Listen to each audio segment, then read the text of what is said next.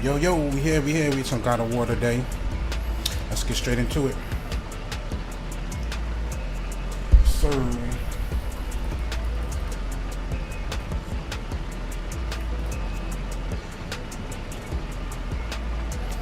let's good old God of War.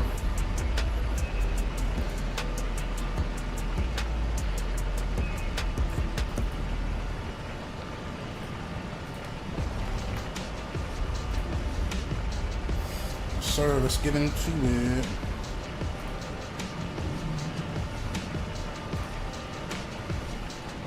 What I gotta do?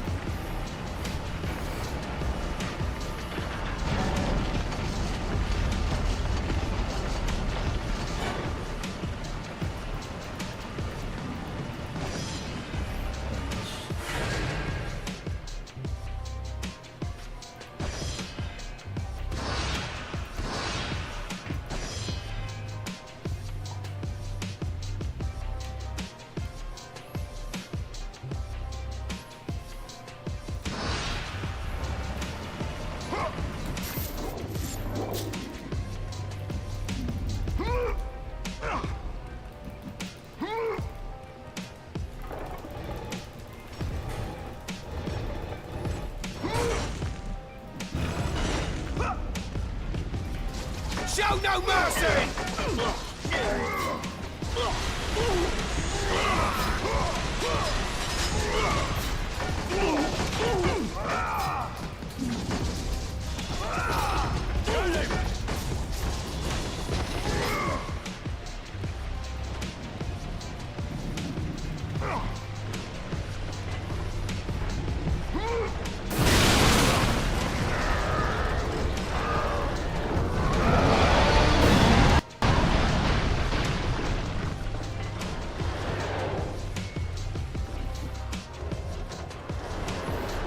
Crazy.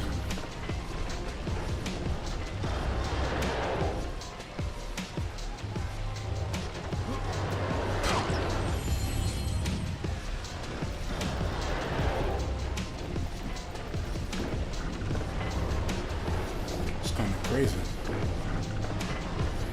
Maybe we could turn the game music back on. I don't know, I'll just be chanting it.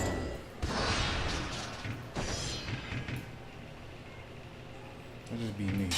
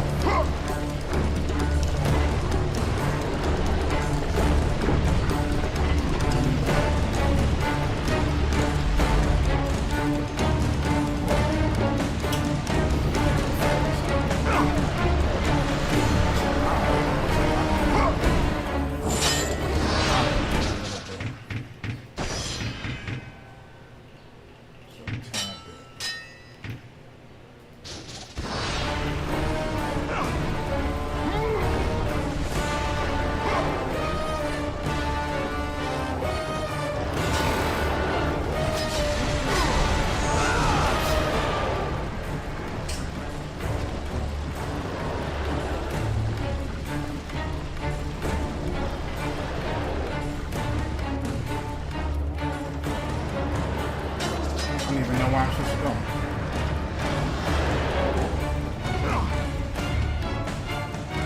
Oh, now they tell me to come over here. No, you're not supposed to.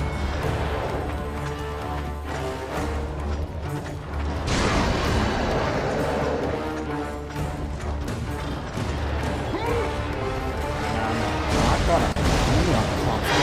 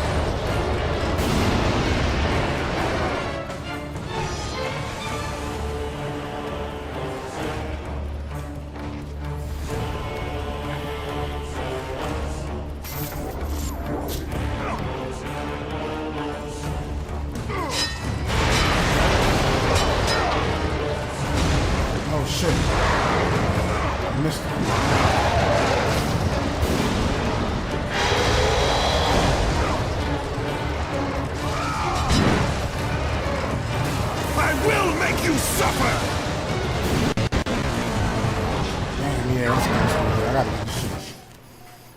I never really played this game like that at all. I've played it, but not like that.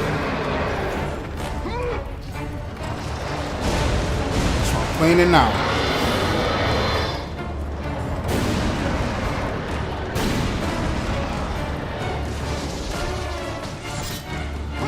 None shall defy me! I am the god of war! None shall defy me! I will make you suffer! I am the god of war! I will make you suffer!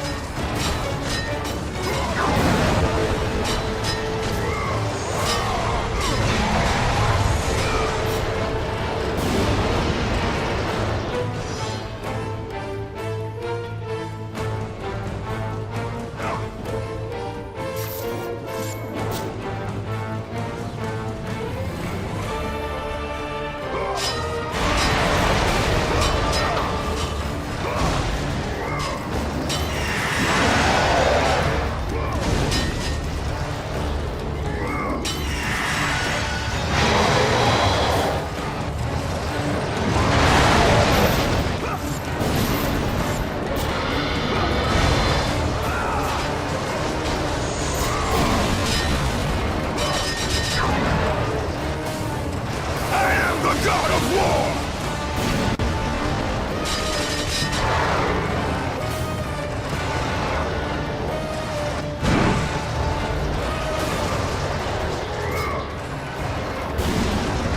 Damn, he keeps going.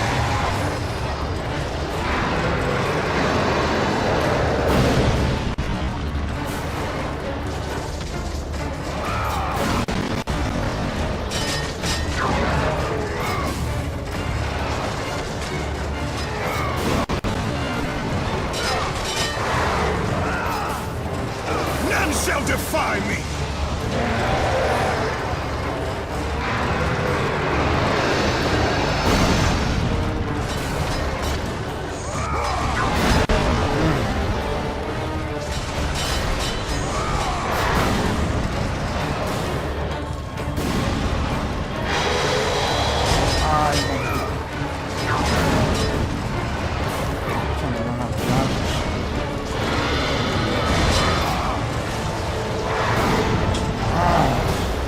That shit is hard. I'm trying to figure out how to dodge this shit.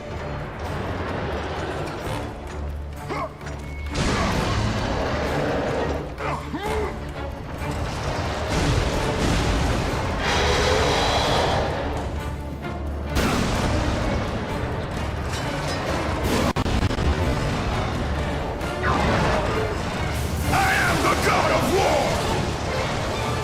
None shall defy me!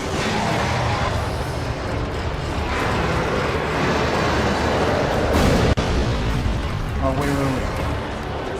Okay. I forgot you can block. Bear with me. I'm getting this shit. Let me see. I'm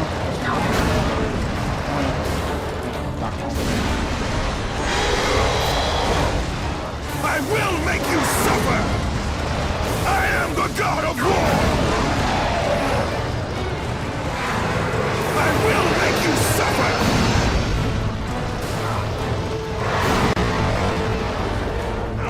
None shall defy me!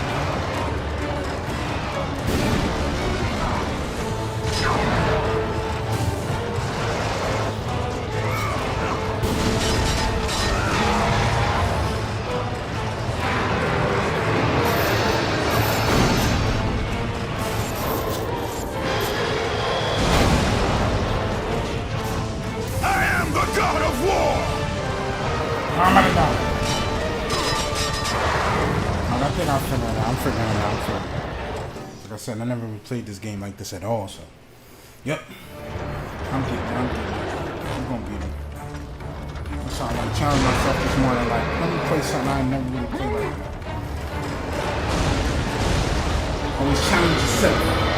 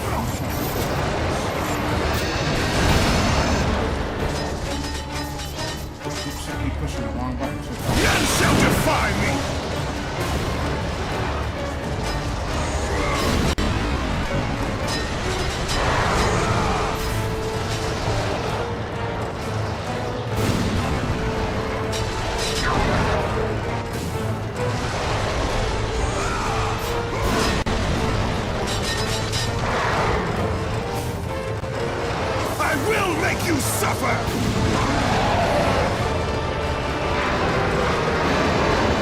None shall defy me! Emulator too. I will make you suffer!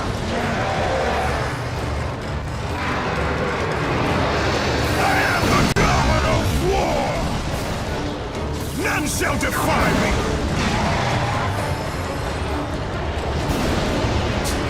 On that side now. Okay.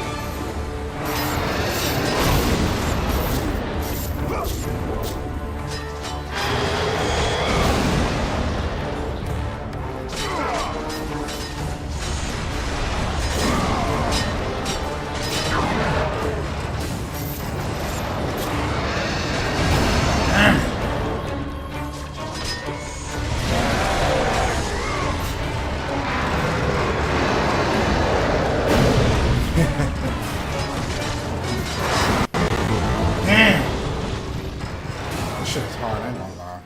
'Cause I'm not used to this.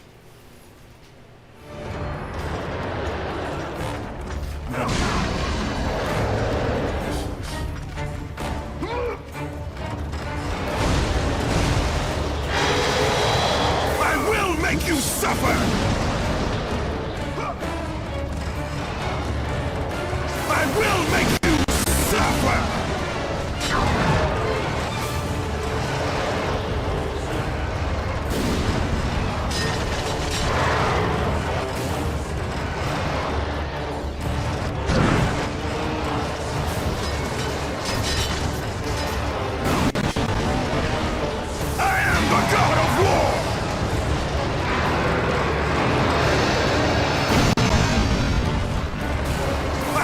Make you suffer!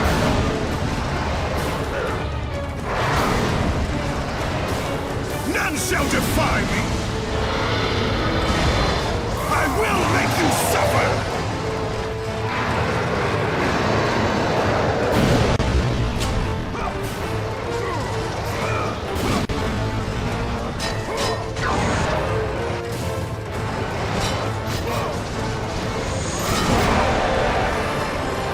Damn, this shit is fucking hard, bro. I gotta get used to this.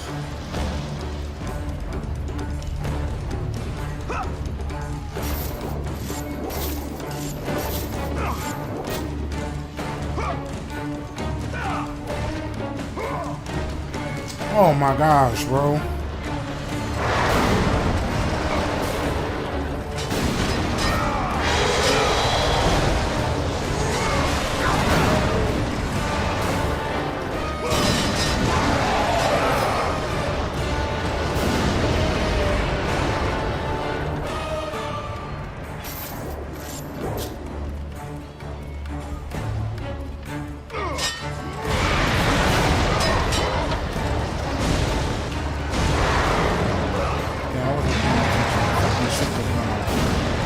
fuck?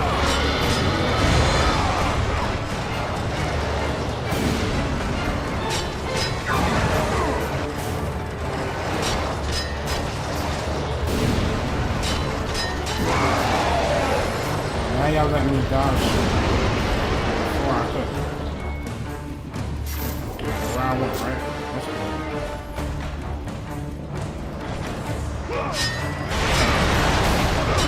Gotta challenge myself. I'm right in the ground.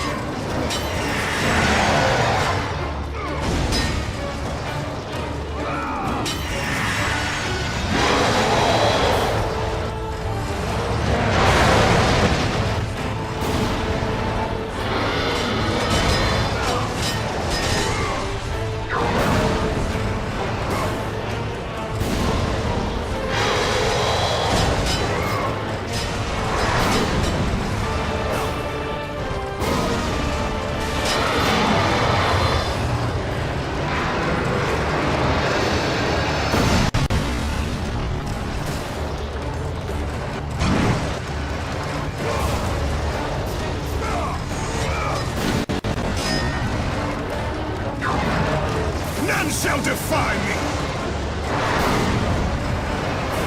I will make you suffer!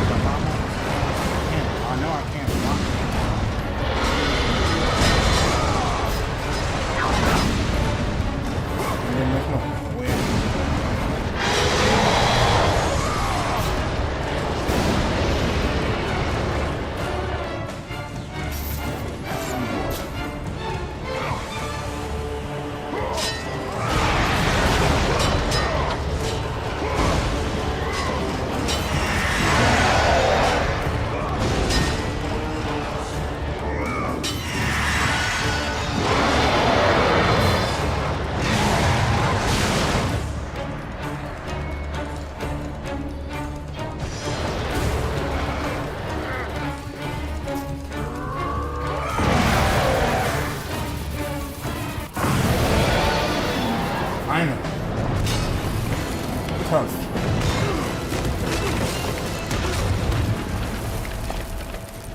More challenges ahead, though.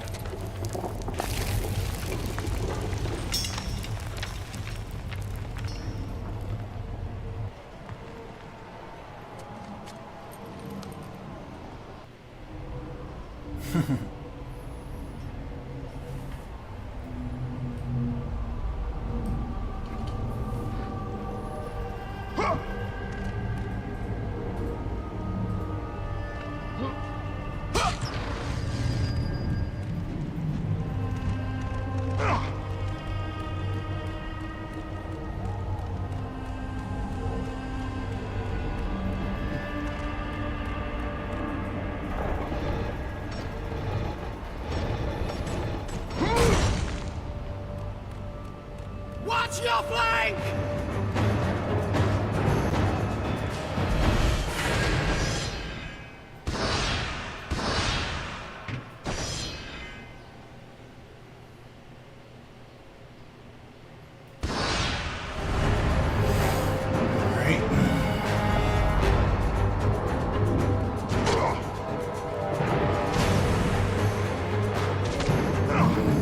I will make you suffer! Show no mercy!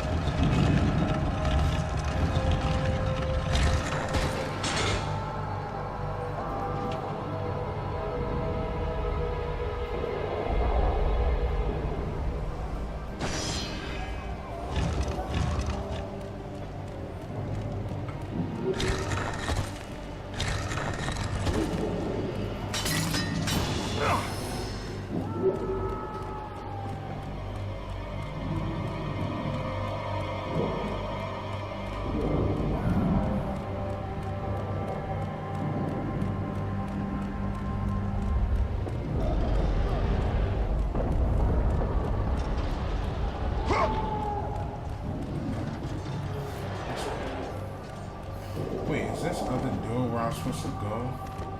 I mean, God really need the help, though. I mean, God really need the help.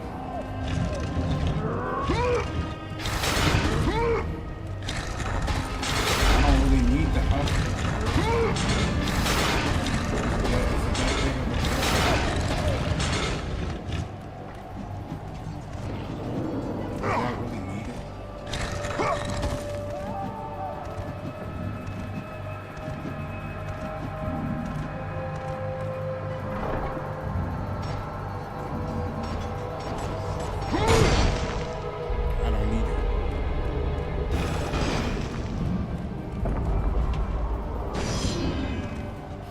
I have to. Oh wait, okay. I guess I have to. Wait, hold on. What's the whole point of that? I understand that.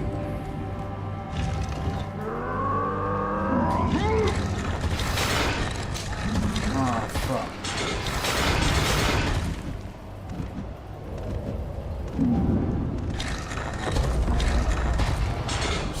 I'm stuck in here now. Can't restart it. Can I go? Can I go back this way? Can I go? Damn, I didn't even mean to do that like that. I think I'm stuck in here. Wait, no, there's another way. There's gotta be another way. There's got to be another way. There got to be another way.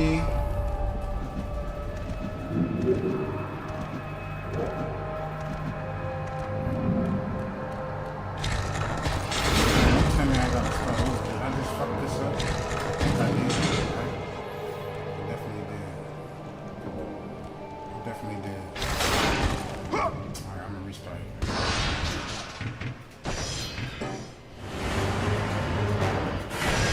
Oops, what I do?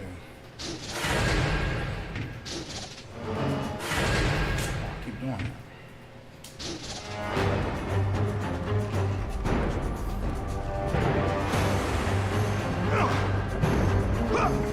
Show no mercy!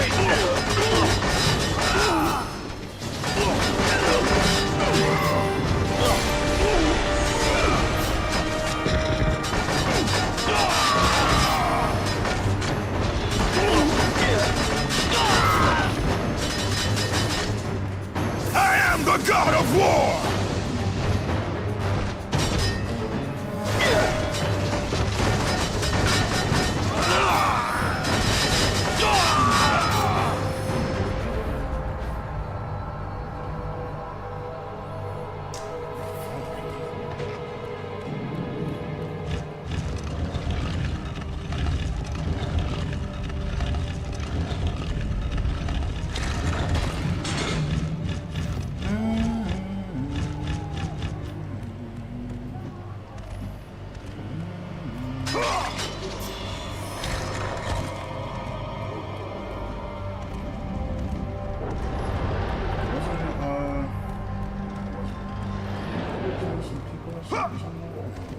Oh no, that's because I can just go around.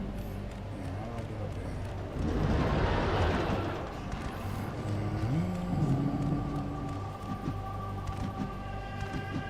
Alright, so I can go back this way. Wait, no, hold on. Hold on. So I have to go right here, right? Nope.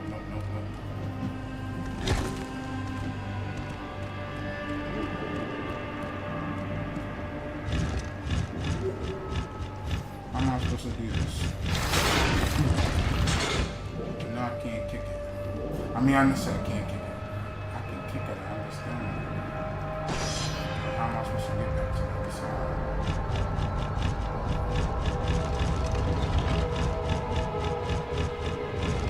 I'm confused, I ain't gonna lie. I know people play this game. I ain't never played it, so I gotta do this. So don't expect for me to come in here like, oh, I know what I'm doing. Nope, it's my first time. Like, I've played this a few times in my lifetime. Never beat it, never actually sat here and tried to beat it.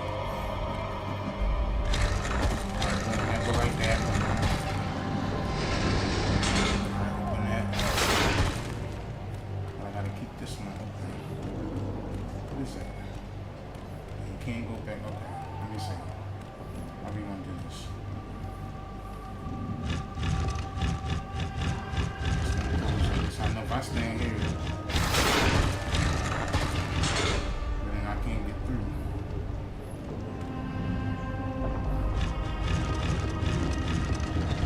Is it more than one? It's just this one. Right, okay. Who's that is mine? How can I choose this? How can I choose this? Okay.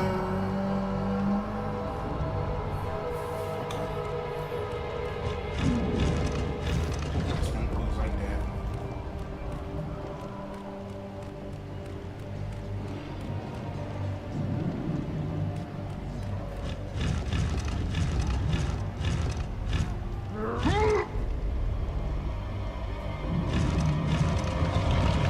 Let me explore a little bit more. There's something I'm missing. Something I might do. Something I'm doing. Let me just look, just in case it could be another one of those or something. Nothing here. Okay. Nothing here. Boom. Okay. But I know I didn't climb before, so sometimes I gotta remember I can climb. I don't even know I can climb in this one. Alright, so now I can go around here. Okay. But it's not gonna mean nothing. What does it mean if I go around here? It's still gotta be something to it. I'm just trying to explore everything. It's not gonna stay open. It's okay. I understand that.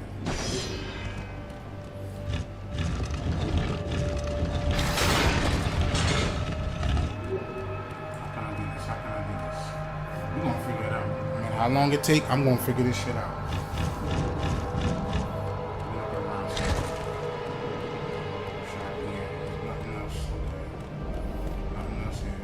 I mean, I think I have to go that way though. I have to go that way.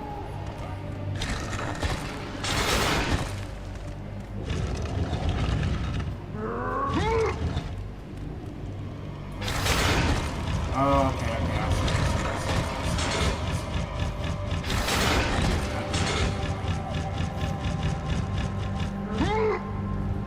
Stop it. I was thinking that at first too, but okay. I knew you were gonna figure it out. I'm thinking sometimes the games, I know they had like 2 zones. Die with honor!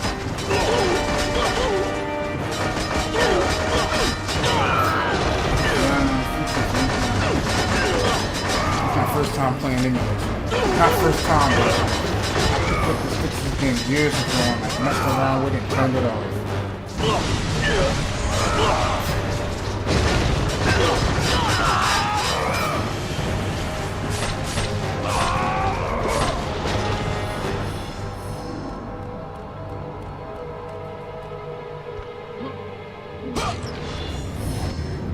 We're getting somewhere, we're getting progress. We're getting progress.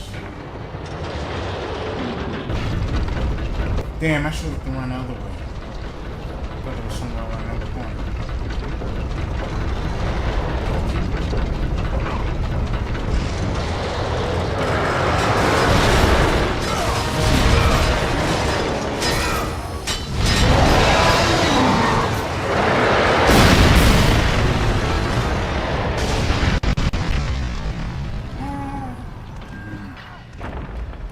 Kratos.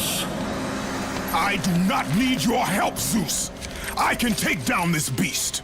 I offer you more than help, Kratos. I offer you power. I offer you the Blade of Olympus. It was this blade that ended the Great War and defeated the Titans. Drain your godly powers into the sword, Kratos. Only then will you reach your full potential.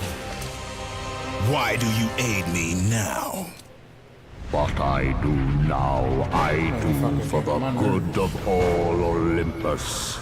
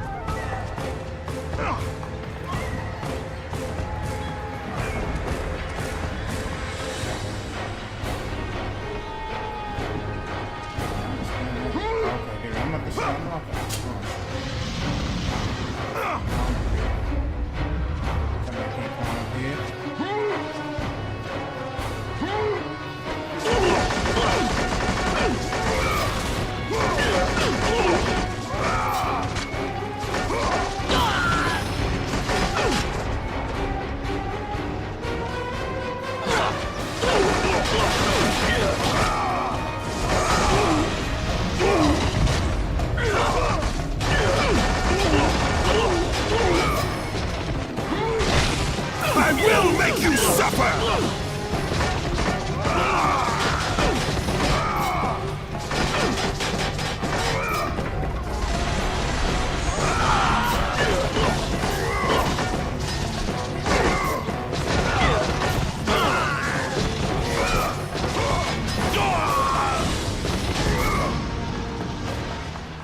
I am the god of war!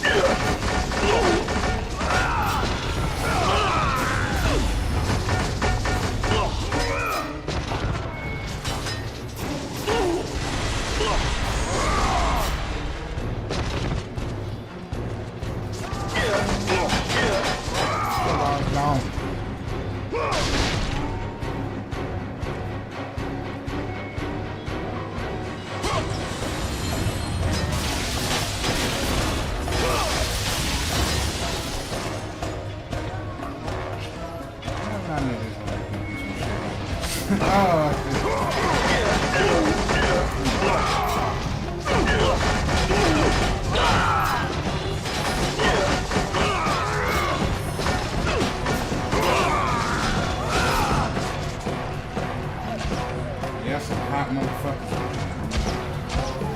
Some hot motherfuckers over there.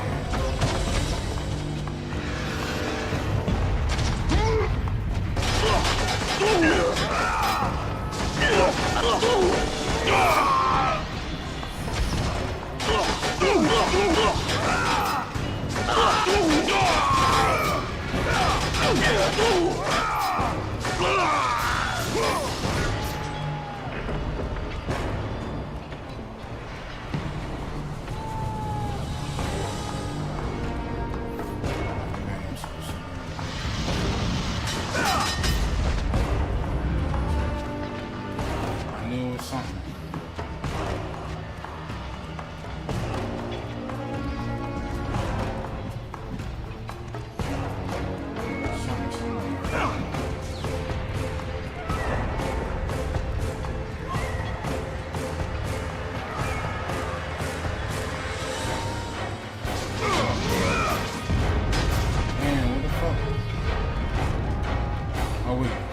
Do I have to go back? I think because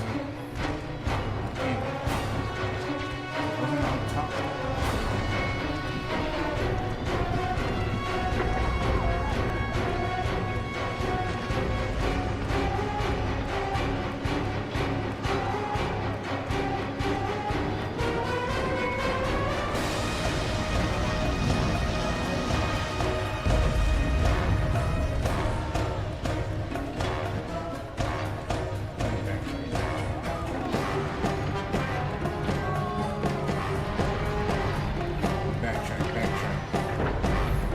From up there. How the fuck am I supposed to get back up there?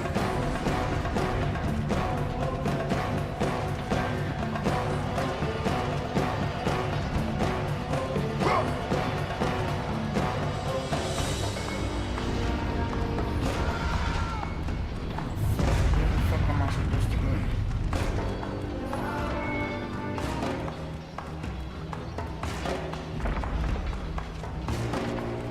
Oh wait, okay. I ain't see that. See, I know I started up up top. I must start there.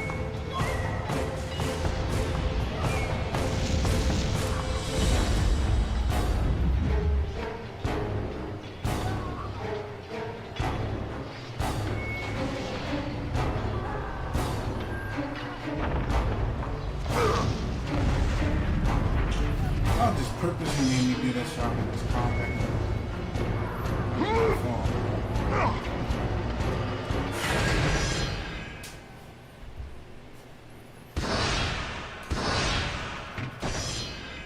Alright. Challenge of the day.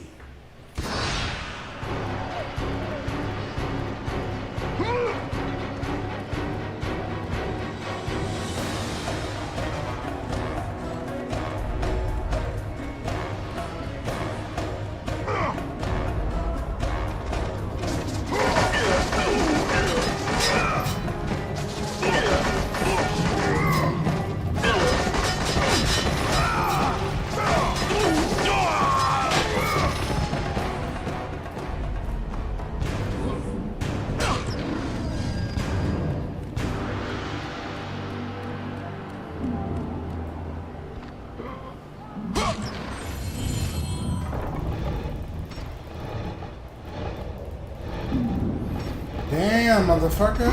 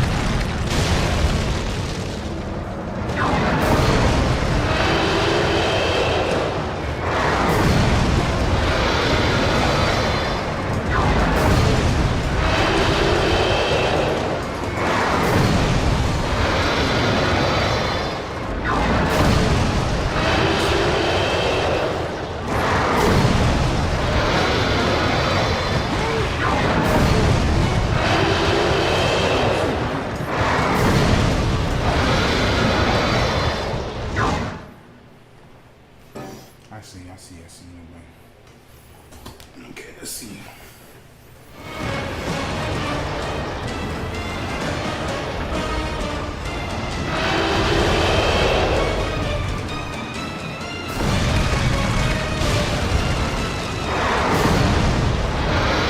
I will make you suffer!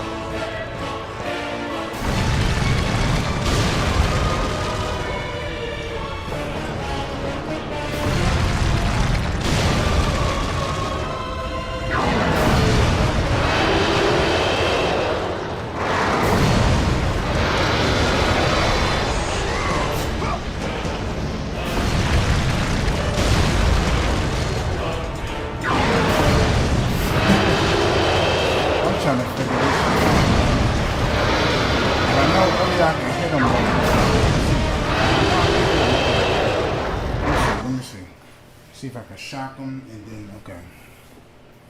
Let's see.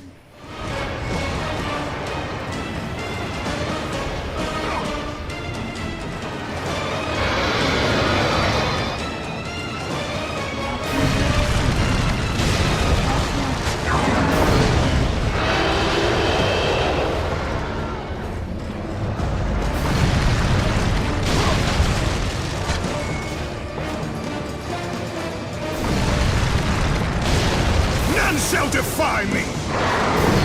I am the god of war! I will make you suffer! None shall defy me! I am the god of war!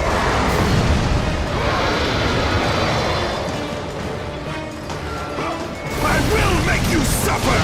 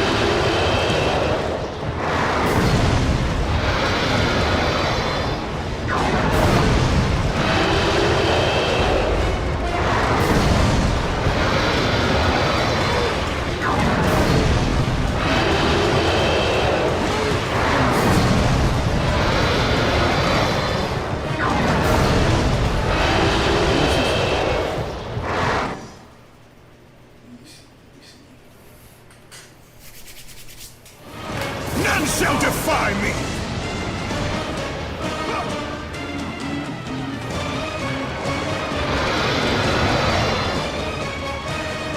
Wait, what is that? What's that sound? Hold on, what is that? I didn't see this before. Oh, wow.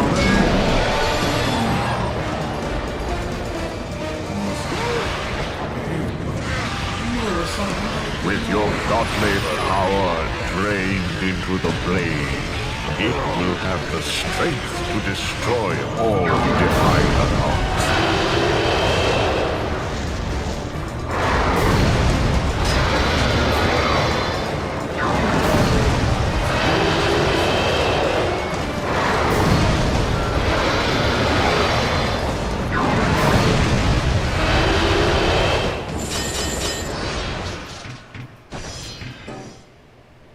See something. Understand that part, but was I supposed to fight?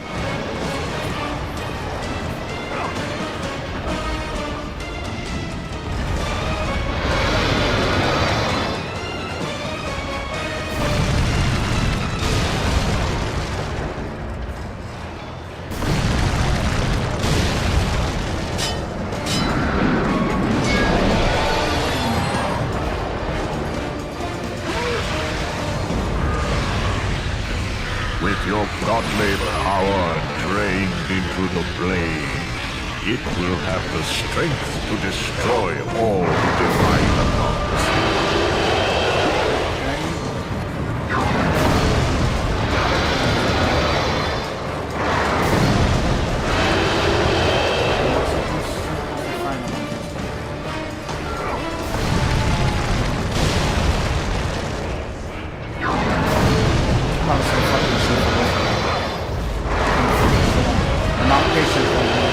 really wasn't gonna play this game for real, but I wanted to challenge myself.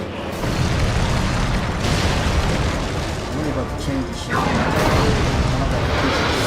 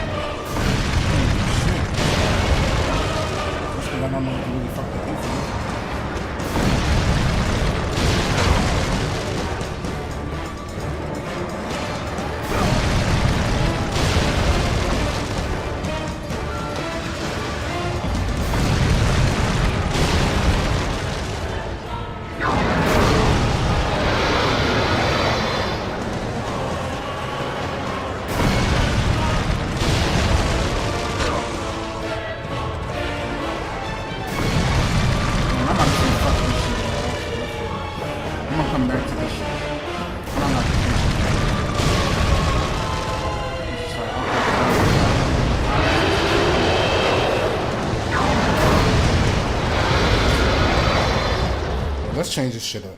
I ain't gonna lie, cause I forced myself to play this game. I really didn't want to. Give me 1 second. I'm about to change the game up. I'll come back to that shit. I don't give a fuck.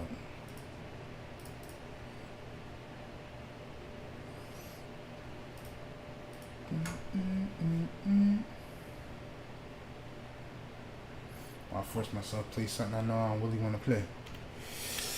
I just wanted to try it for real, just fill it out. But that shit, fuck that game.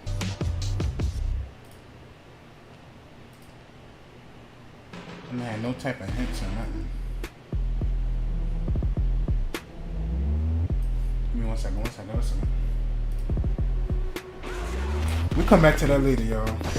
I'm not about to force myself to play something I don't really want to play for real. I'm gonna just keep it real. I just want to try it.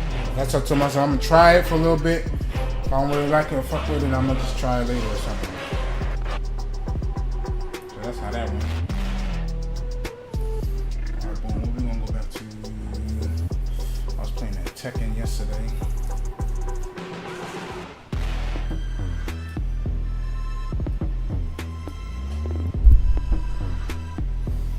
Alright, we're gonna switch it up to.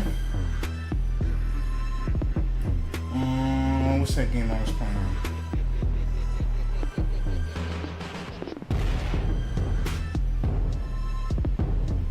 Exit that. Alright, I'm gonna go back to this game I was messing around with. Never to Everless. Hold on.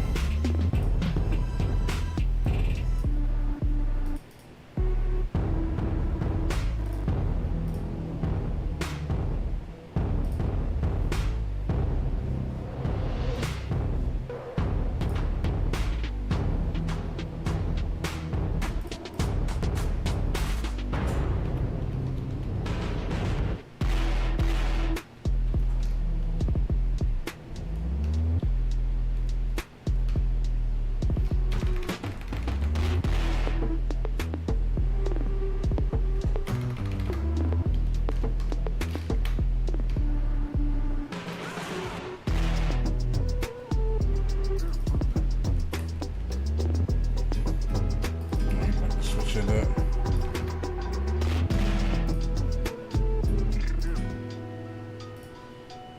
About to switch it up to this game I was messing around with.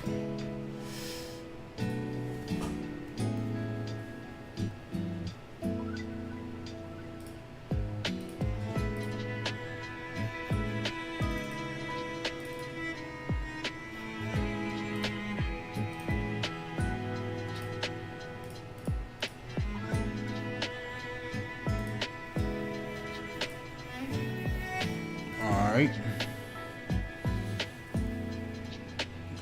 Yep.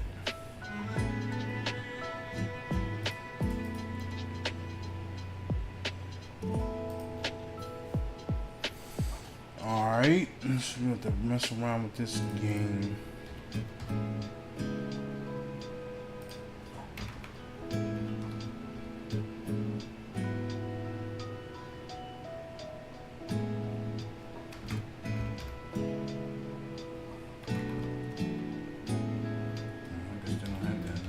Give me 1 second. I'm about to start it up in a second.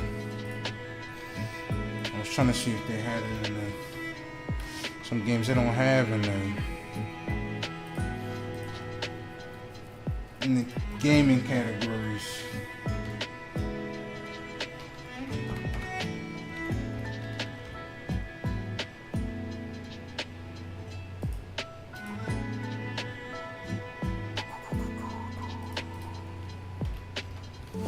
Alright, we're about to get it started. This game is pretty cool. Y'all should try it out.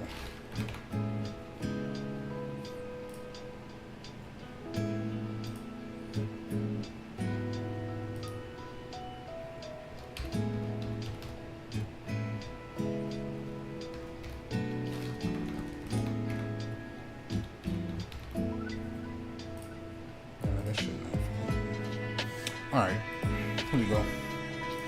Here we go.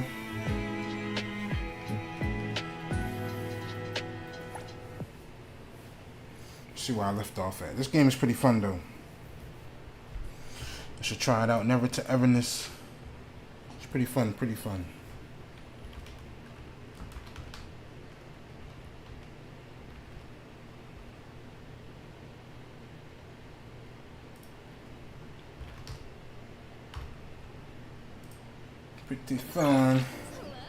This is my new guitar.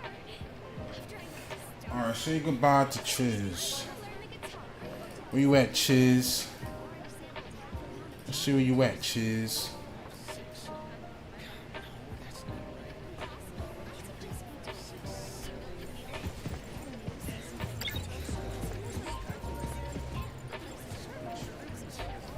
Thank you for choosing Pink Paws Bank.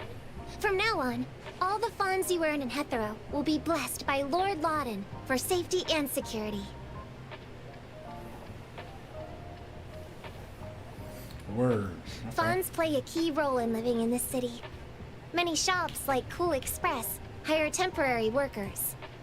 These gigs are paid by each task, which are perfect for newcomers to the city. If you want to, you can also set up your own business. Hethero is famous for its coffee beans, has a great economy, and attracts lots of tourists.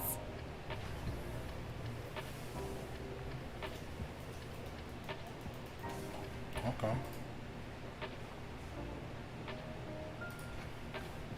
I can see from your registration that you're currently staying at A Bone Antique Shop. Their business is relatively stable right now. That said, in an Anomaly Hunter organization, you could prioritize commissions from the Anomaly Hunter Guild, which usually pays generously. Huh. Relatively stable. Sorry. I didn't mean to peek into your personal information. All good. I'll consider your advice. I'm glad I could...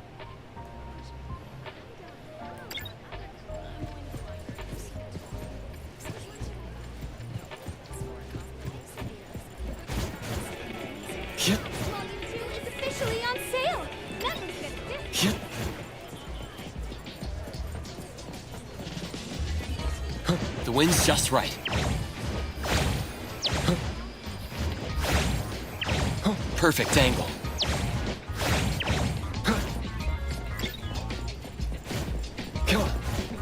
bring me here again. Come on. Let's finish this! Oh, shit. I'm trying to take the car. Can I take the car?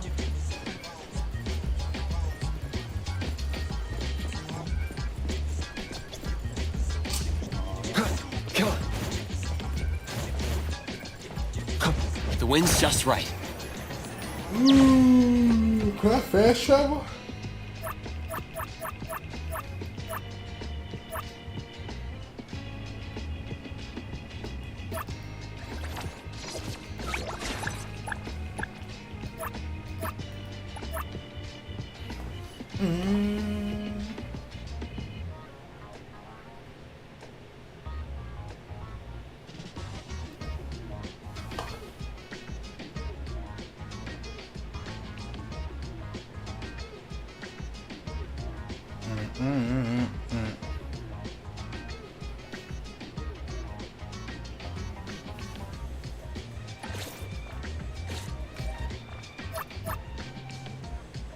I don't think I can.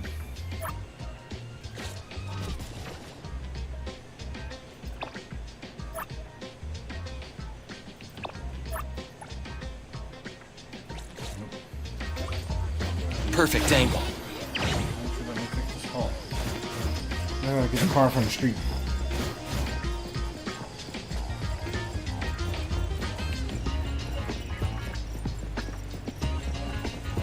I need your vehicle.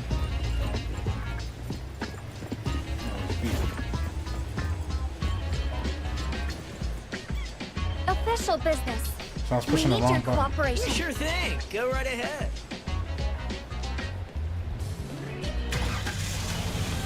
Even though it's right here, right? I forgot. Okay, alright.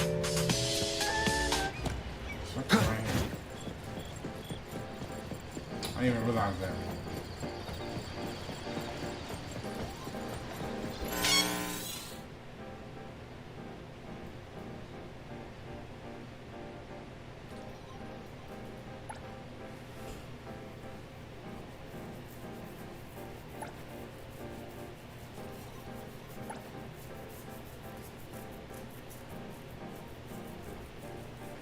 Upgrades improve skill effects like increase here.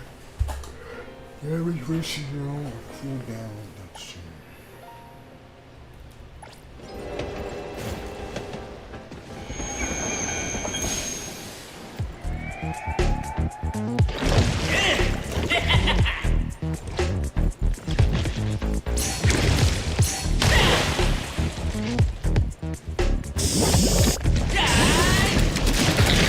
The wind's just right.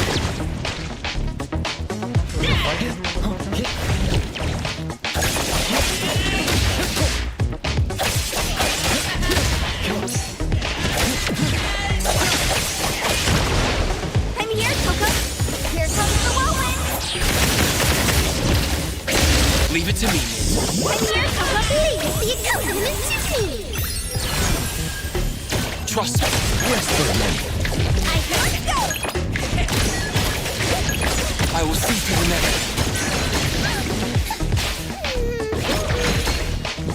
Let's go. Leave it to me.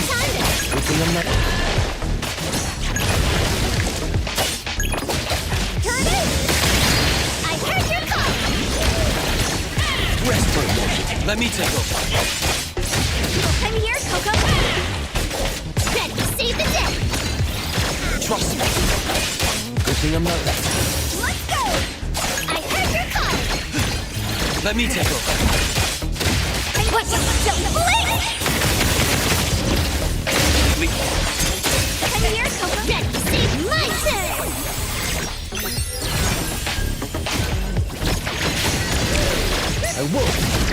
I will see through the Nexus. Divide. Slice-Zero. I'm here, Coco. Leave it to me. Everything with form is unreal.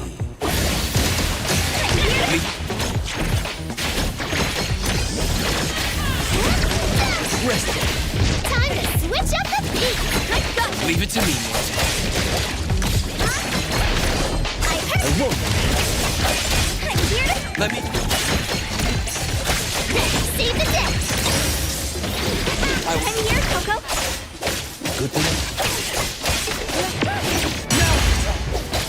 Let me take over.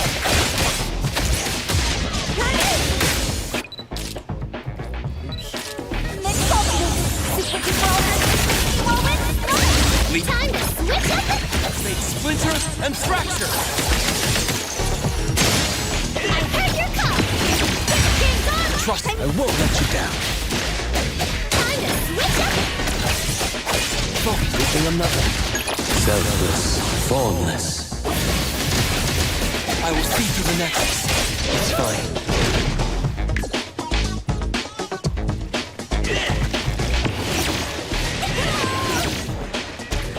Sorry.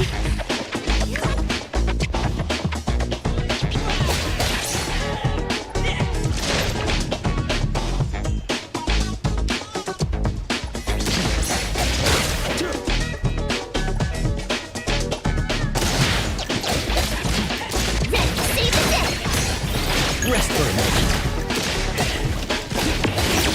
Precise choice.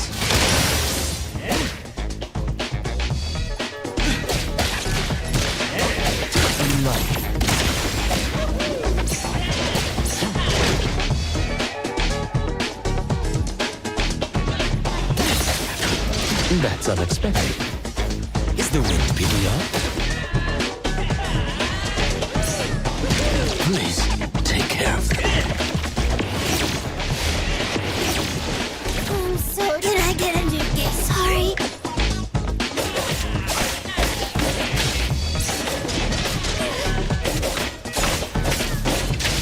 Riding the wind.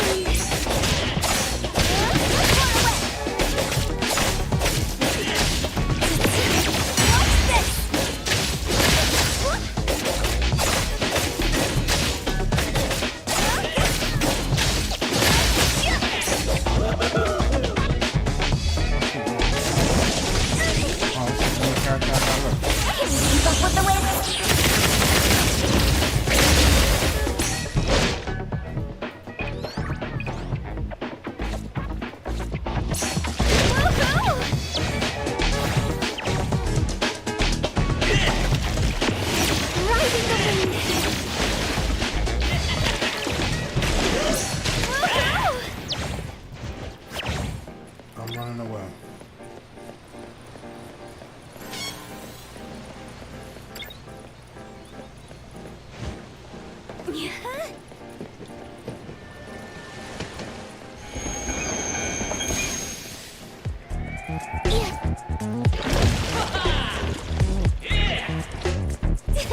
I have to fight.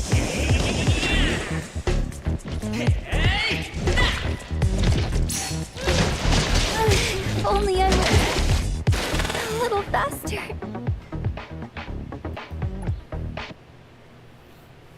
Okay, I didn't get it for a second, but I guess I did have to fight him. Well, I see I have to fight him, but it's like I thought, I don't know. It's just weird to me. It's all good.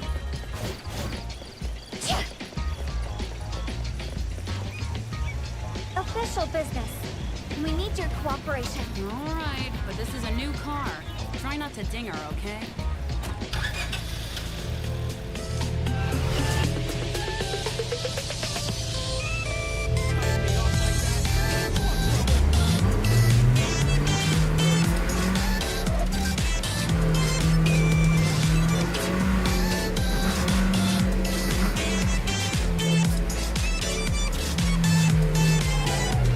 Can I bring the car down there?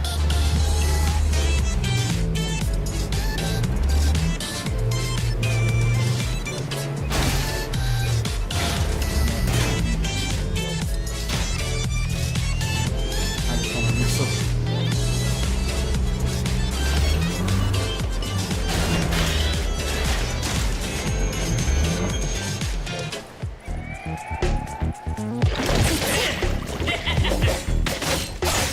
Leave it to me.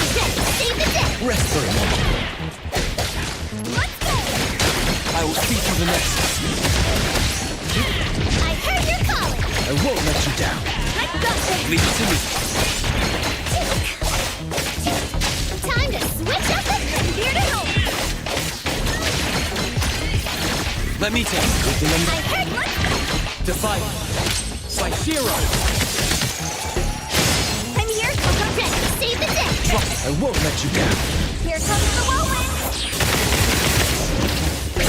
Leave it to me. Rest for a moment. I heard your call! Birds! Get ready! Time for a stunning engine! I will see through. Time to let go! Good thing I'm not late. Leave the accompaniment to me!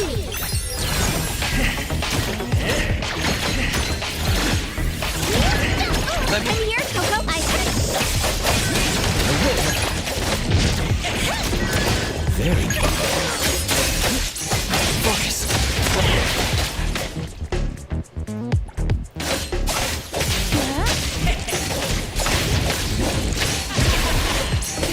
Focus.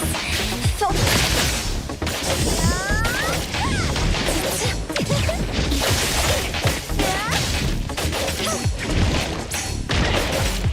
Rest for a moment.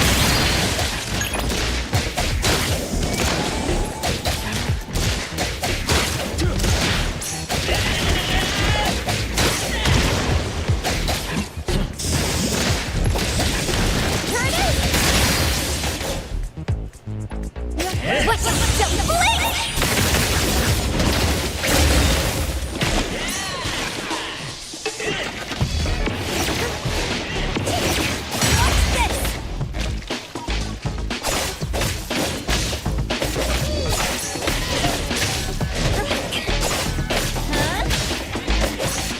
No next time.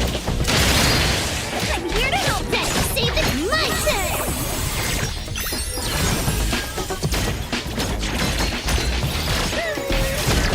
Let's go.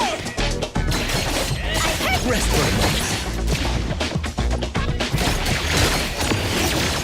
time to switch up the match.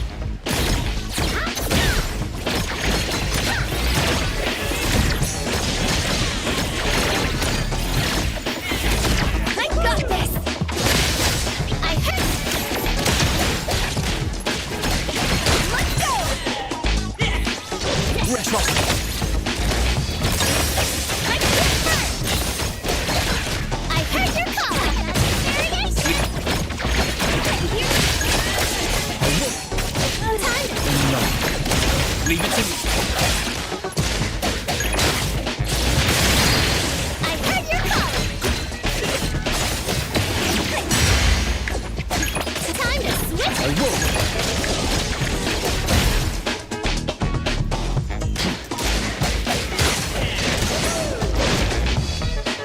Ready, save the day. I will see. Rest for a moment.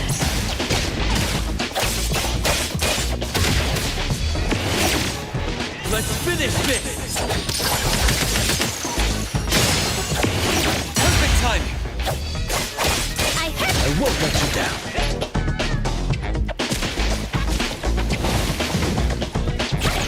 Rest for a moment. Ready, save the day.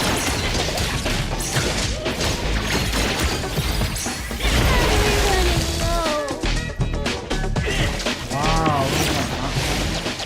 I won't. Let me take over. Perfect angle.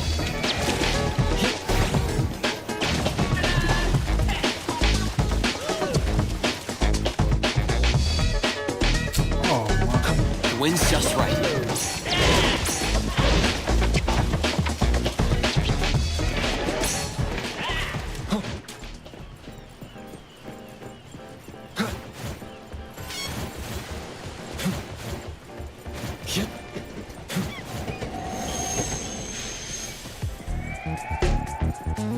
Yo, man, I gotta. No, I'm not about to start this shit the fuck over, bro. Is there another mission I can do? I can't have to do this shit. Come on, bro.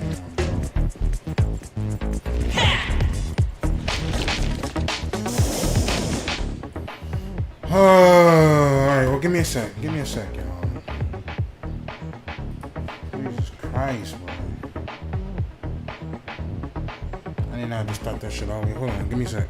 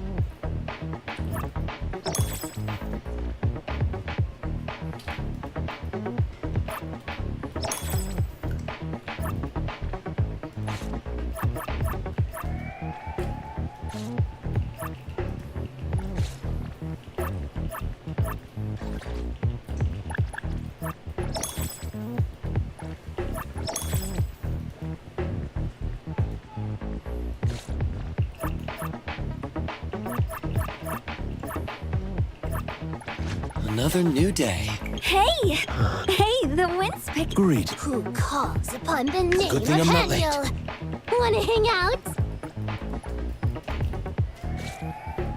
Everything we need. Hey! Another new day.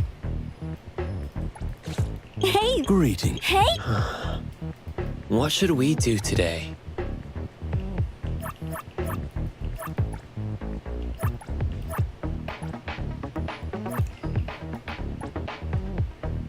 I heard you're calling!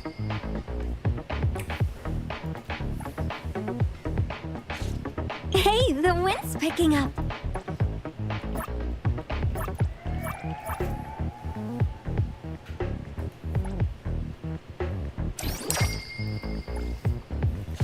Everything we need for the trip is ready.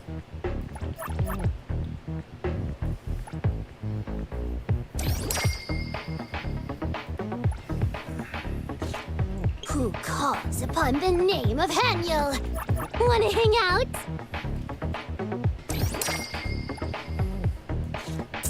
I'm always available.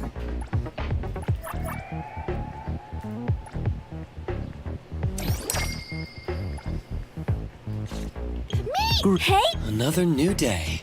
Hey! Everything. Hey! Another new day.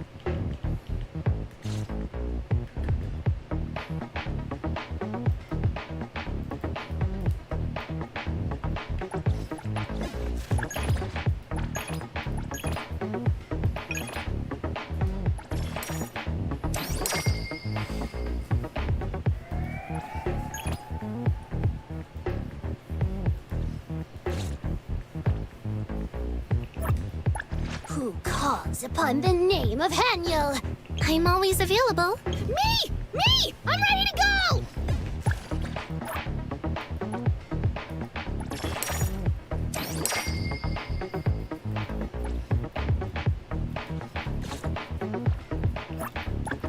Me! Me! I'm always available. Who? Everything. Hey, the wind's picking up.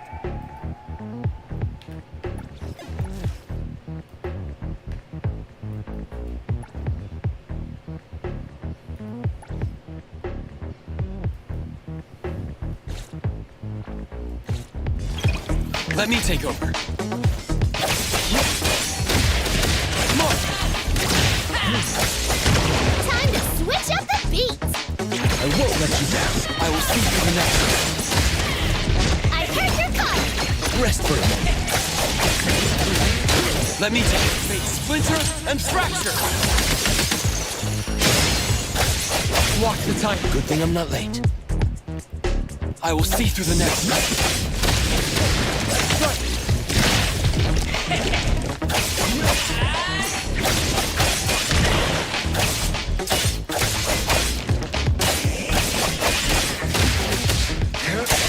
Wind's just right.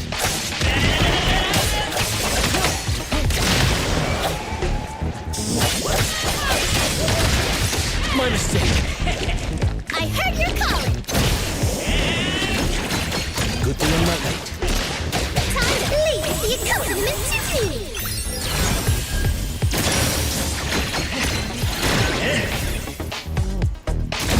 I won't let you down. Trust me. I heard your calling. Defy me. Saishiro. Time to see when I get a new game. Everything with form is unreal. I will see through the nexus. Good thing I'm not late.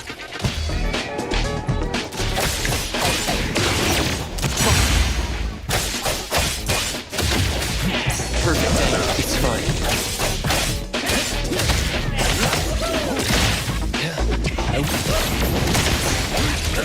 I will see through the nexus.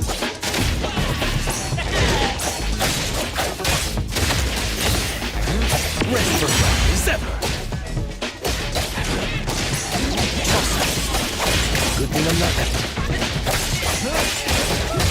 Let's finish this. Rest for a moment. Let me take over.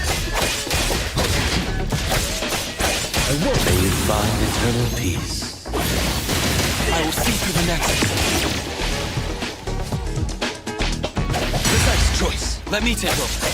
Give me a minute.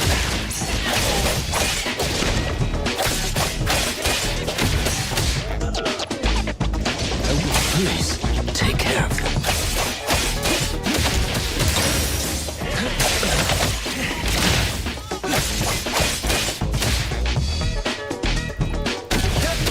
The wind's just right.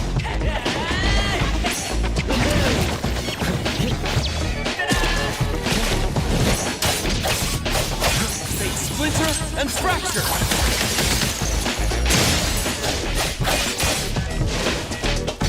It's fine.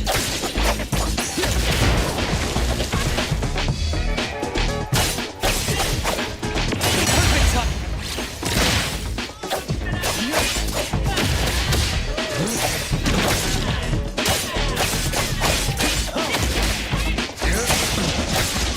Be careful.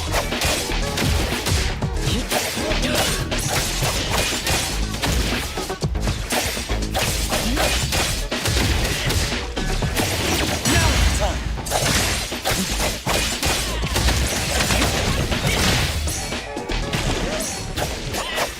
What? Perfect angle.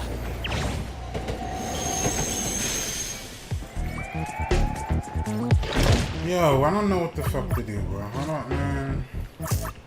I'm about to switch the game again because I don't know what the fuck. The wind's just right.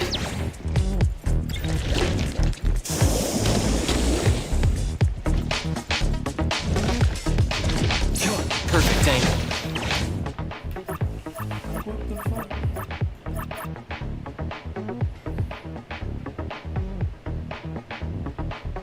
Am I supposed to fight him or something? I don't know. Let's see. I think I might switch it up again, y'all, because I'm confused right now. It says light speed tag. The wind's just right. The truth is not yet.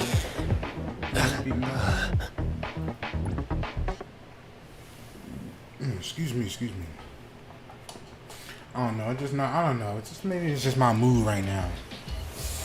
I don't know. It's probably just my mood right at the moment. I ain't gonna lie. I'm about to just fall. That's why I usually try to find some games I just fall back on. I'm trying to I don't know. Just right now, I'm not in figuring out trying to move. I just want to fall back, just chill. You know, it's the morning. It's 11, but I was just trying to find a chill vibe. Hold on, give me a sec. We gonna switch it up to something chill.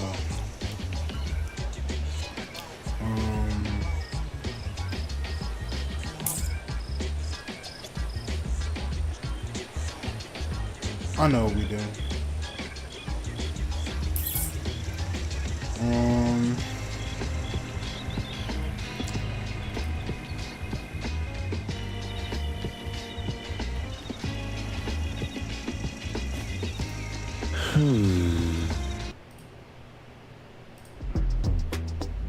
Give me a sec.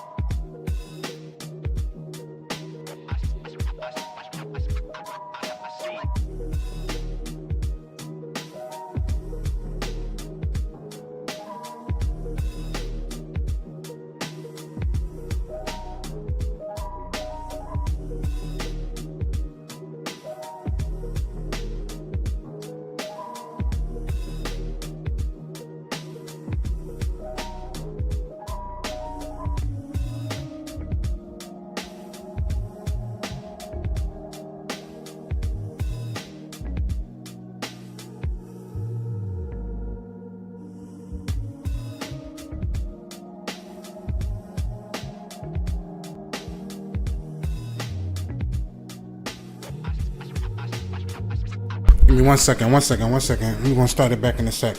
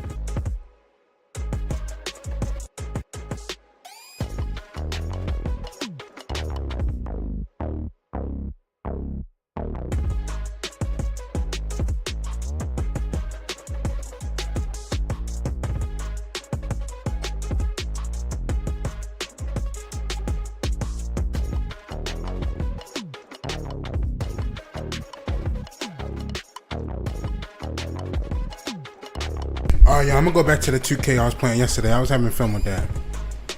So I'm gonna go back and play a couple more of those games, and then I'll probably go back to the Fight Night.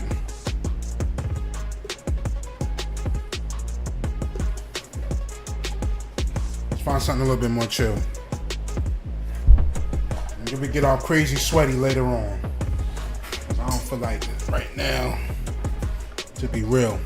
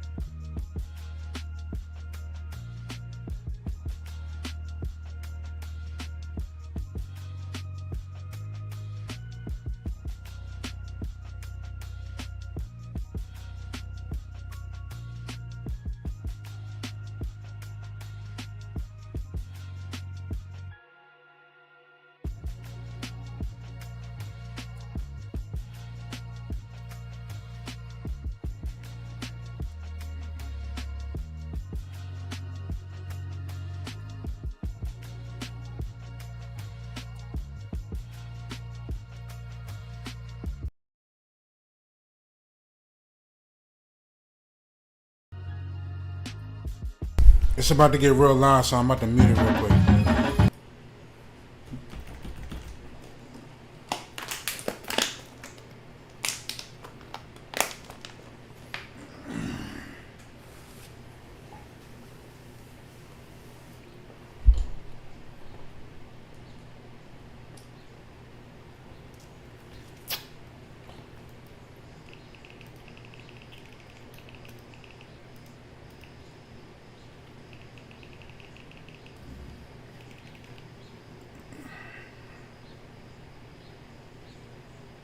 Give me one sec.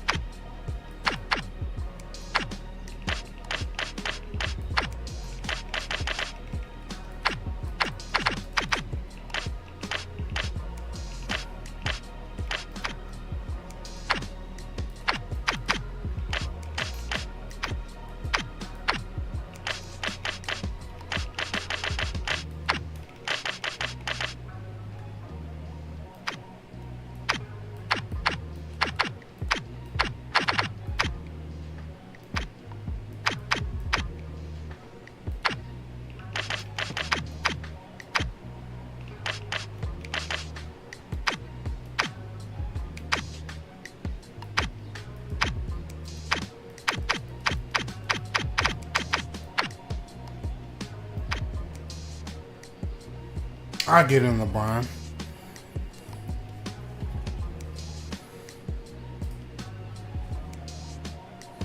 Go back to something a little more chill for now. Just having fun with this joint last night, though. I ain't gonna lie. I should have started off with this game.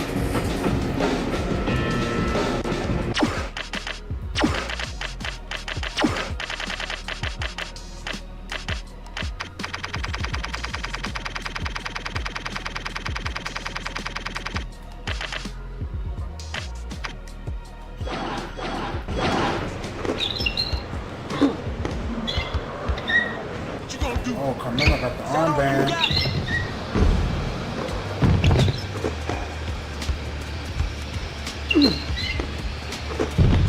Let's see you do that again.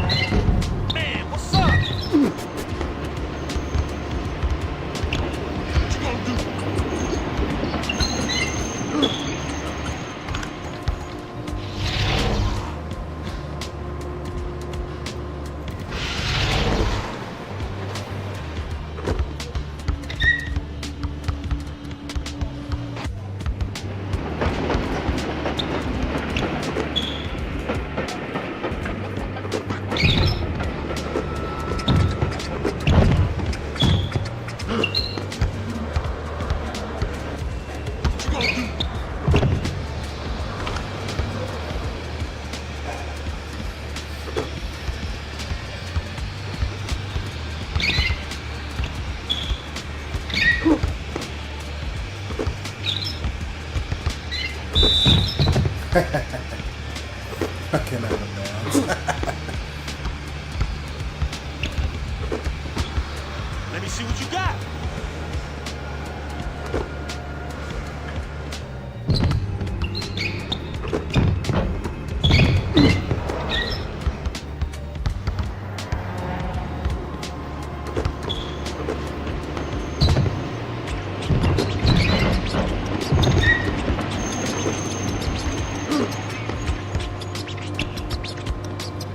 That's not gonna happen. Found my target.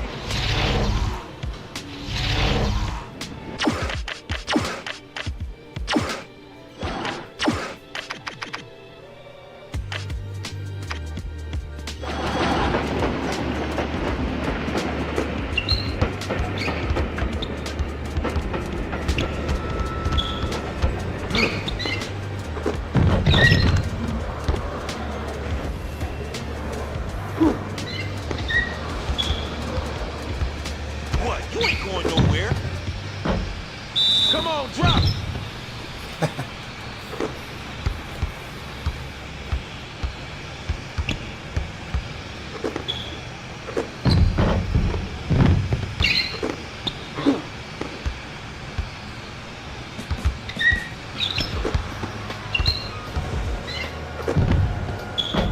Come on, get in there. That's all you got?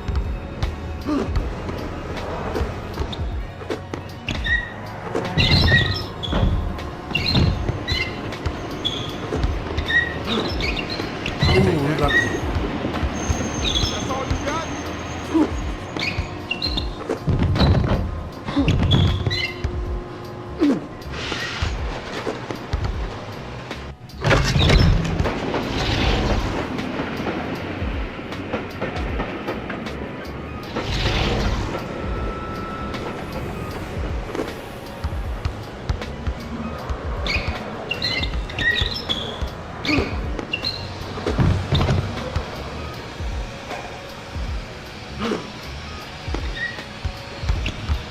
Come on, you gonna guard me or what?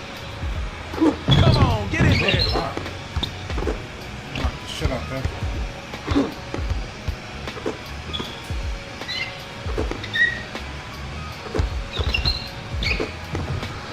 That's all you got?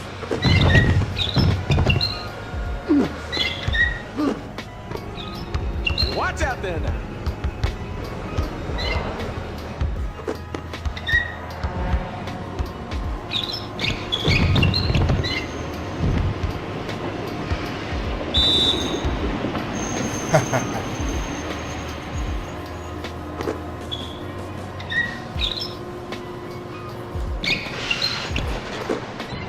I was trying to Come on, drop.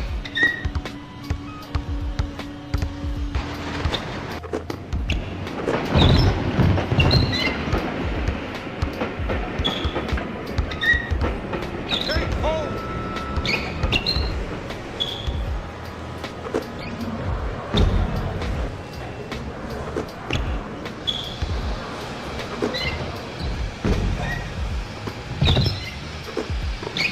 Give me that.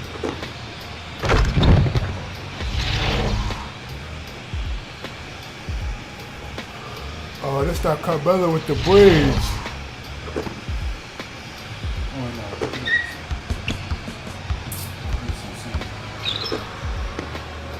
That is.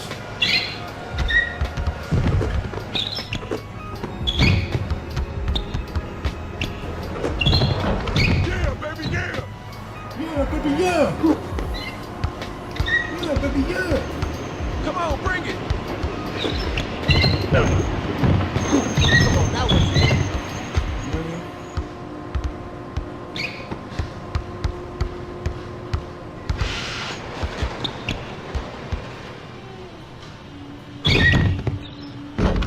Got him.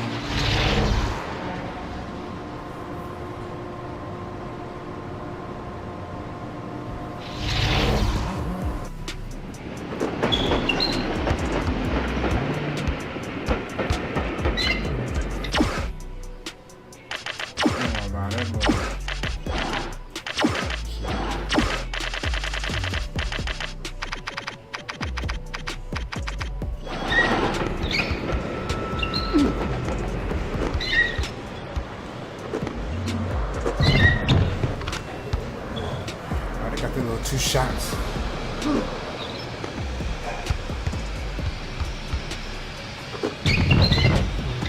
Fall, come on, fall.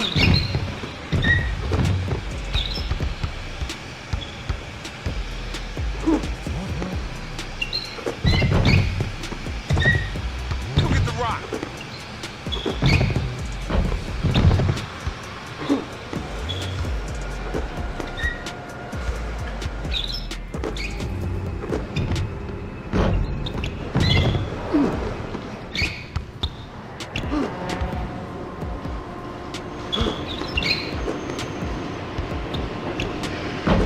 Come on, drop. Come on.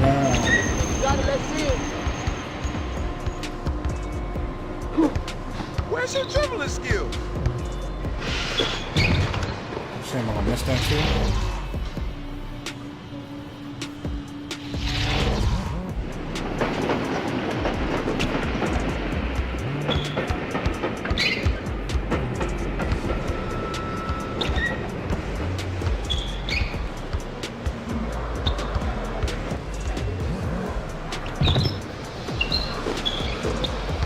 Come on.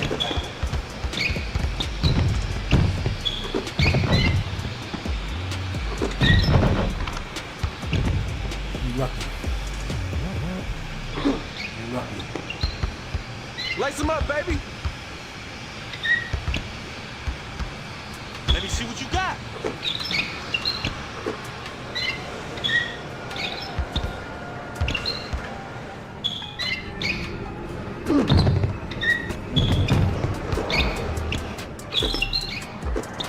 You know you can't stop Damn, me. that's what I get. I was trying to pass it.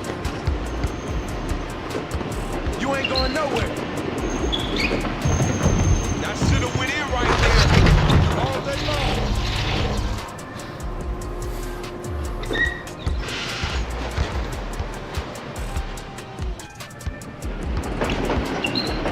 Lace him up, baby.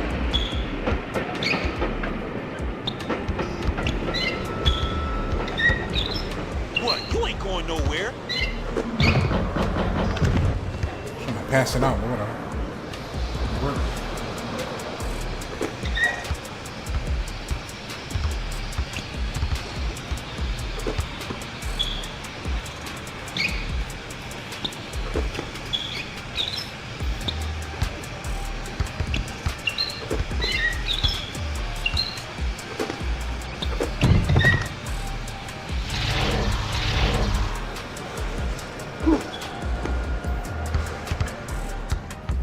Don't let me do this on you. Man, you want me to move in slow motion for you?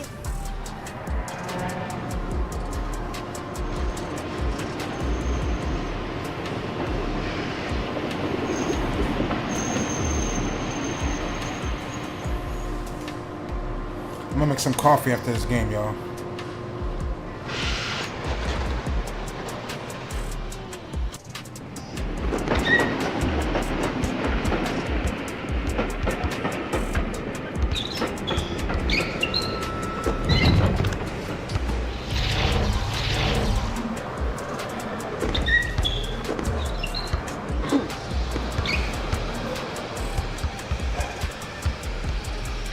Can't hold me.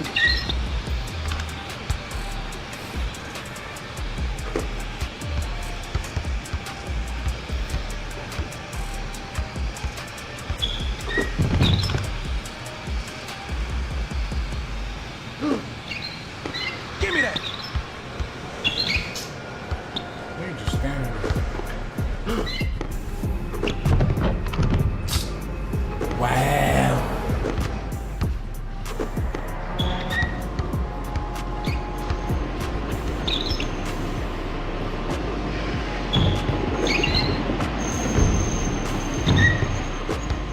Give me that.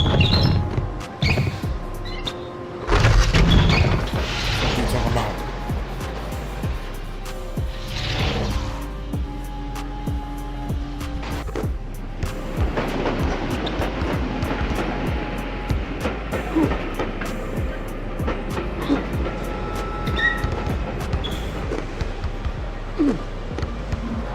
What? You ain't going nowhere. Ooh. Little saucy little movie. Nothing too crazy. I'll make some coffee after this.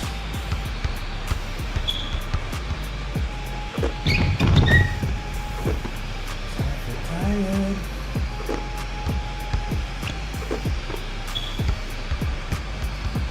Nothing you can do.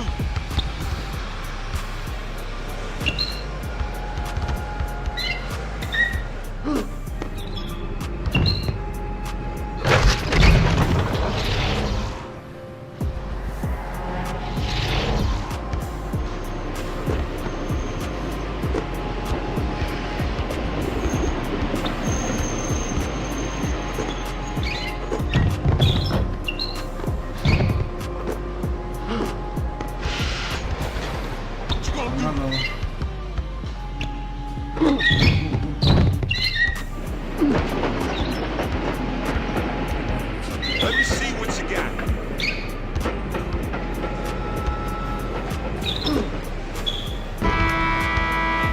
Sir Scamello. Alright, let me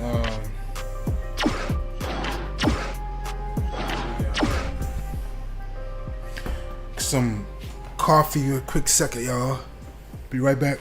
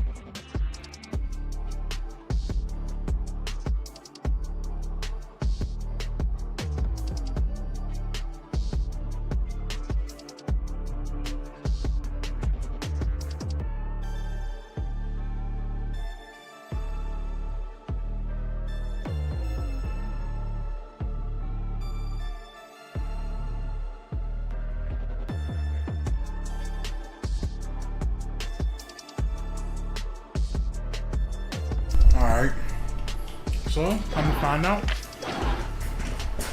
is there any more coffee? It's all good.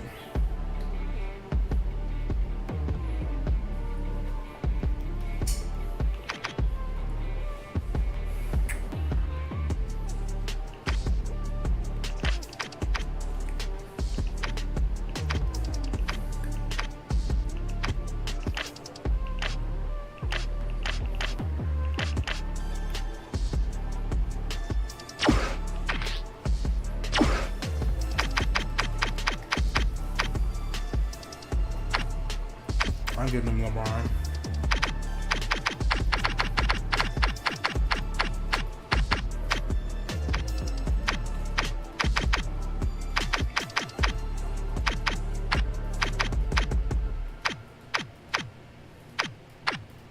I get him Dirk. I'll take Anthony.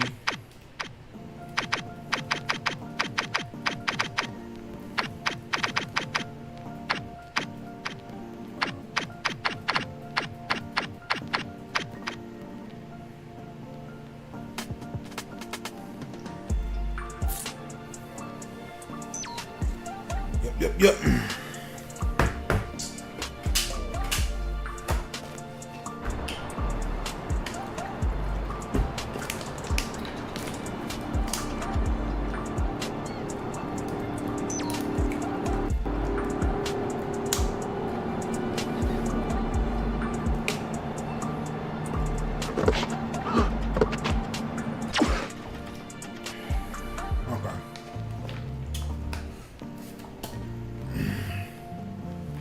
Hold on.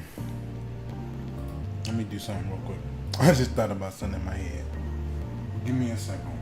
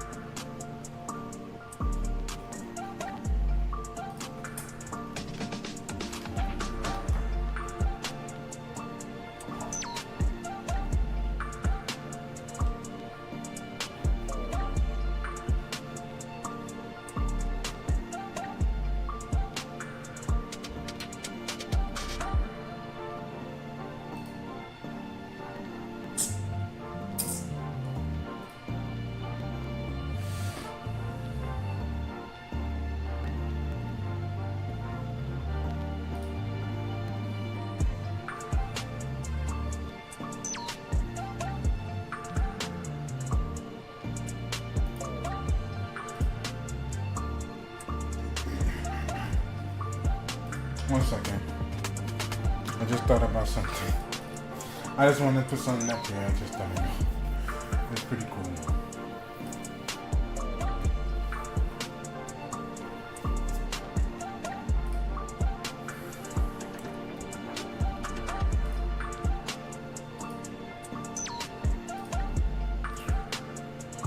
Oh no.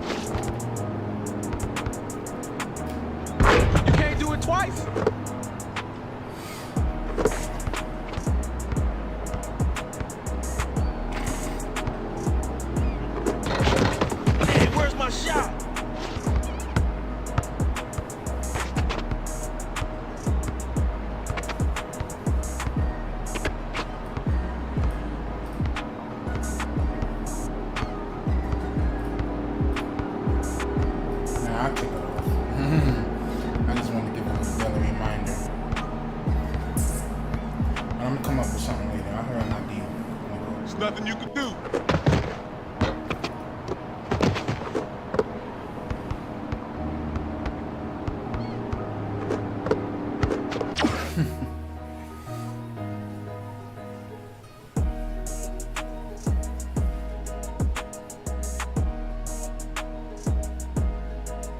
Alright, there we go. I don't know, shit is acting a little weird right now. Give me 1 second. Okay, there we go, there we go.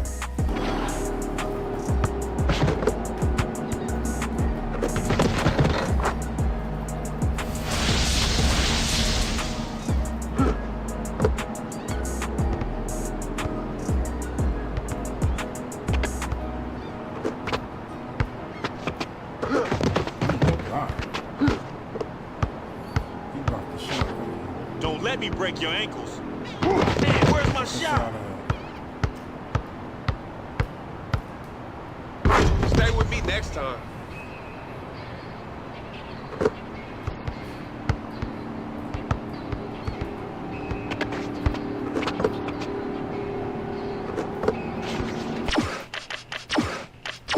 I knew it. I knew it. Wow, he's still mixed up.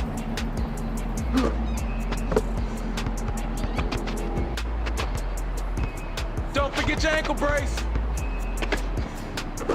Come on, drop.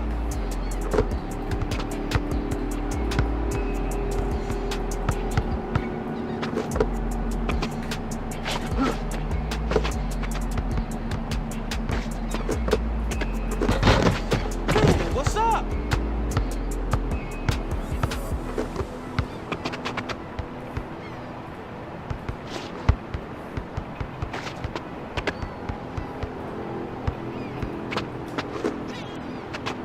Oh, that's just so nice.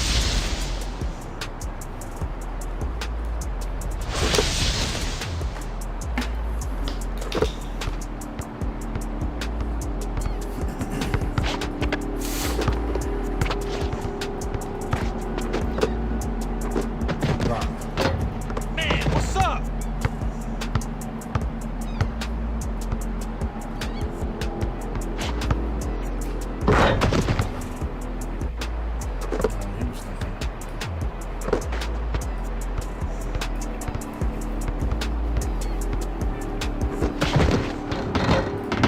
Come on, drop.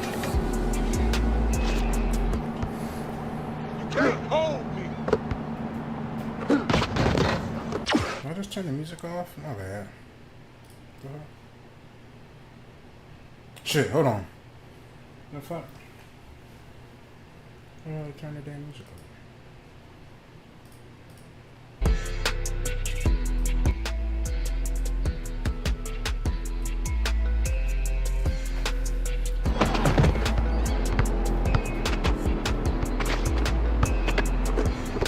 What you gonna do?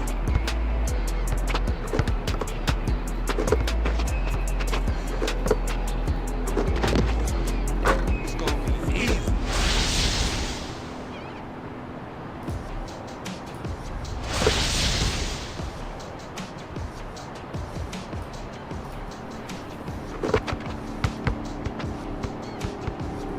Make sure your ankles are taped.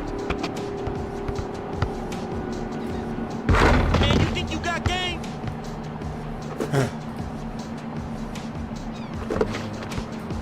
Nothing wrong with thinking that.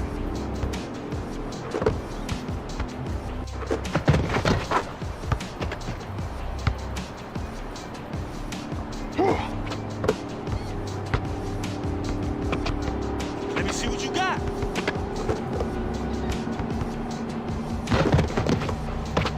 Don't forget your ankle braces. That's all you got? Cookies. Keep giving me the ball. Damn. Where's my shot?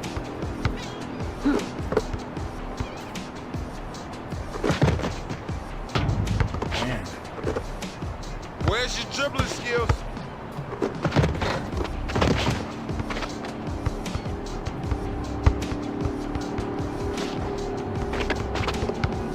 You ain't got no game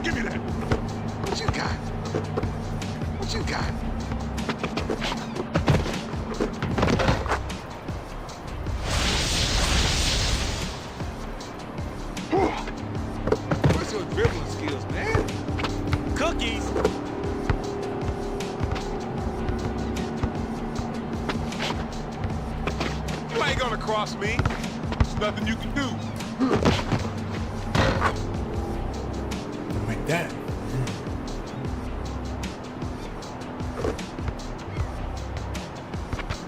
That's what I can do. Man, what's up?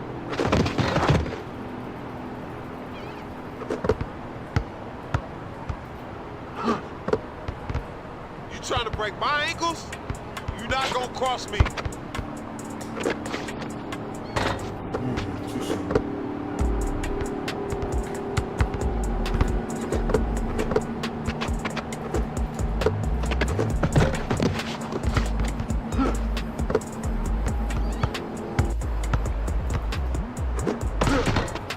Come on, get in there. Pass.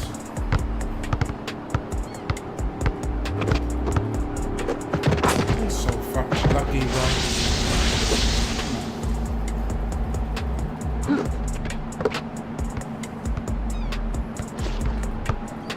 Don't let me do this on you. Fall, come on, fall. Oh my gosh, bro.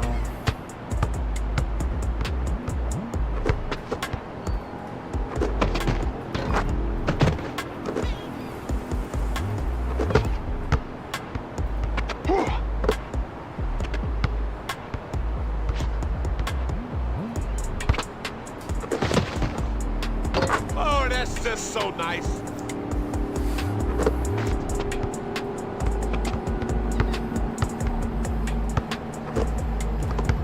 I just stripped the ball.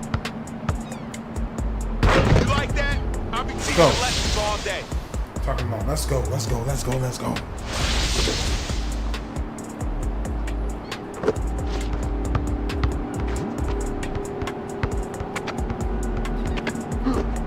What you got?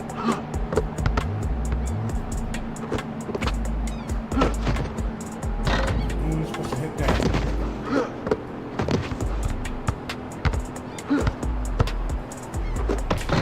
Man, what's up? Where's my shot?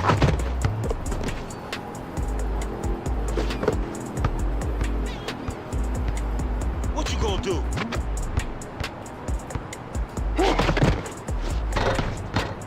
Yeah, come on. Be special. That's what I want. And Jordan hit one of them.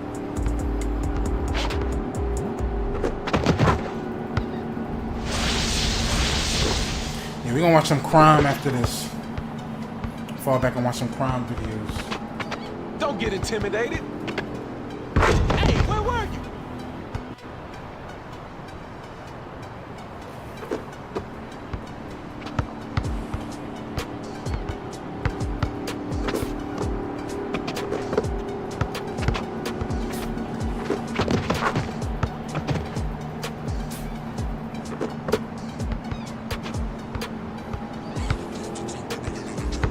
Is that all you got?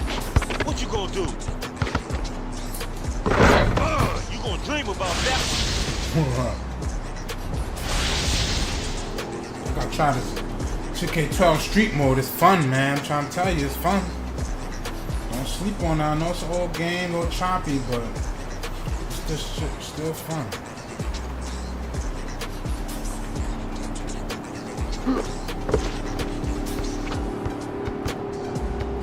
Don't sleep on stuff.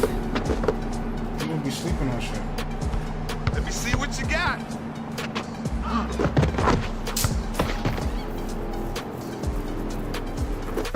I try some Madden after there's some videos. What you gonna do? Is that all you got? Yeah, you like that? Let me try to hurry up and end it.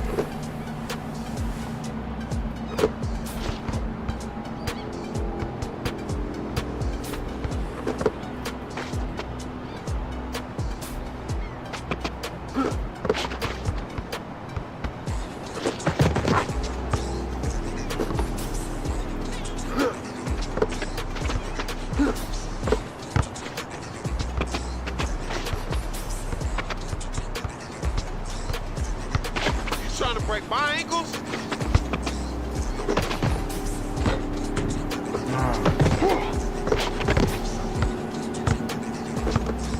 That's all you got?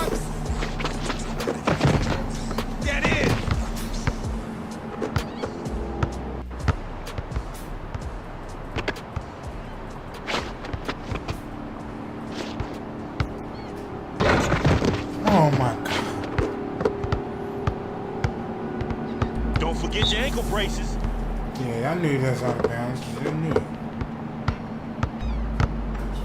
You're not gonna cross me.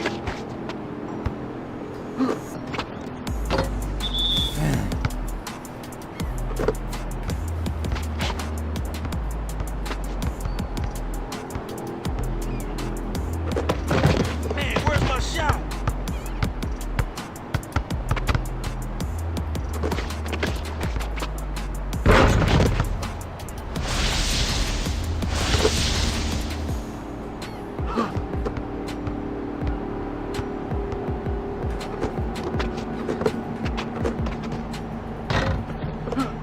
Where you at?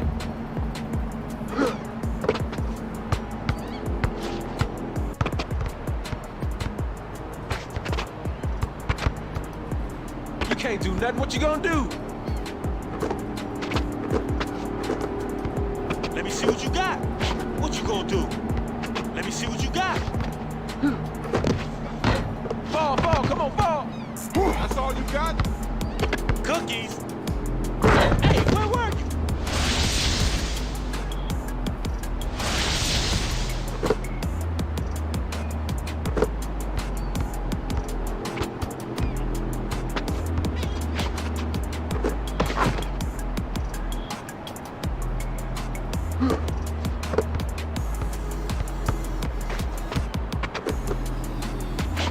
Can't hold me.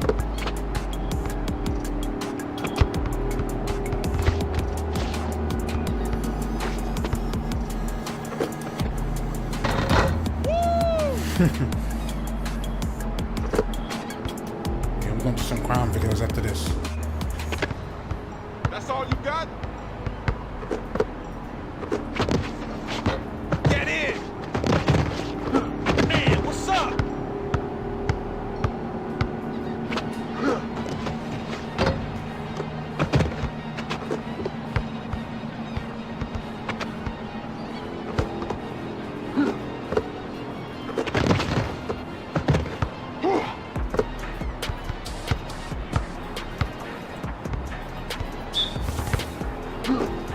Damn, that's my bad.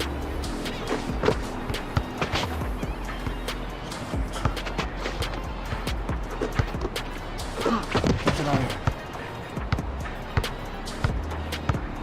No, no, no. What you gonna do? That's funny!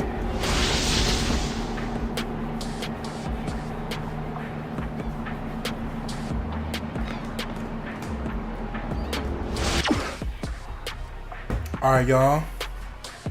We about to get into some police crime action.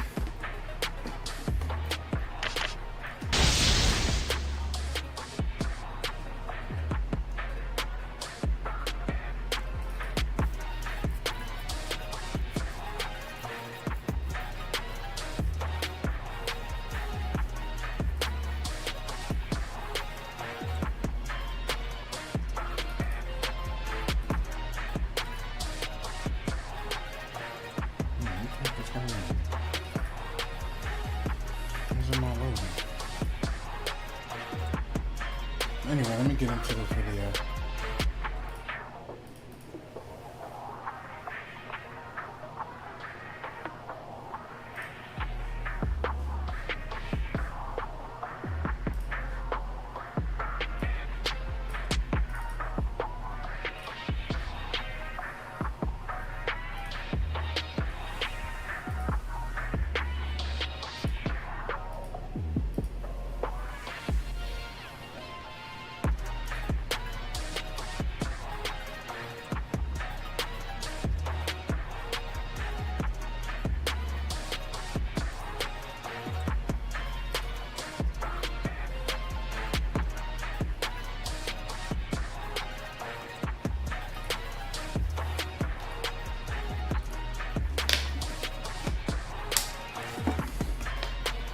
Okay.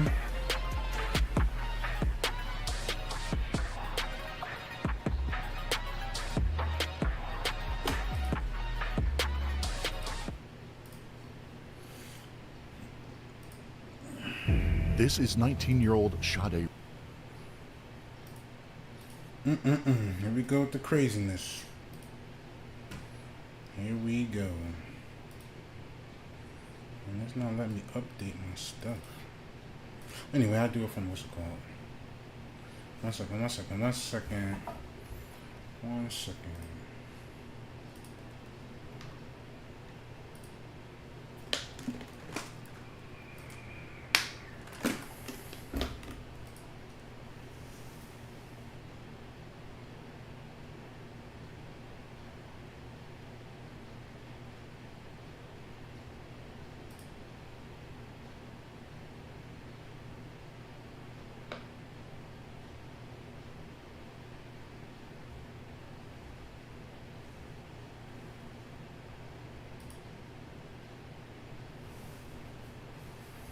No, we good.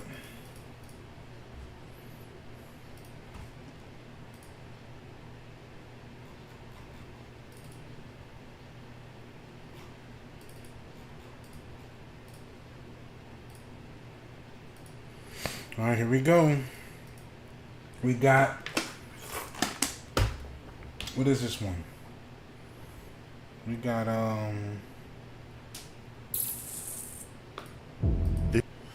Killer lures. Hold on, I can't even see that. It says Killer lures his date to a secret dungeon. Killer lures his date to a secret London dungeon. Now, This is let's get into it. 19-year-old Sade Robinson leaving a bar with her date, unaware that these are the last hours of her life.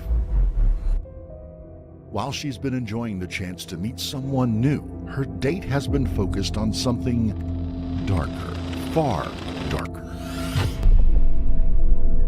And just minutes from now, he'll put that plan into motion.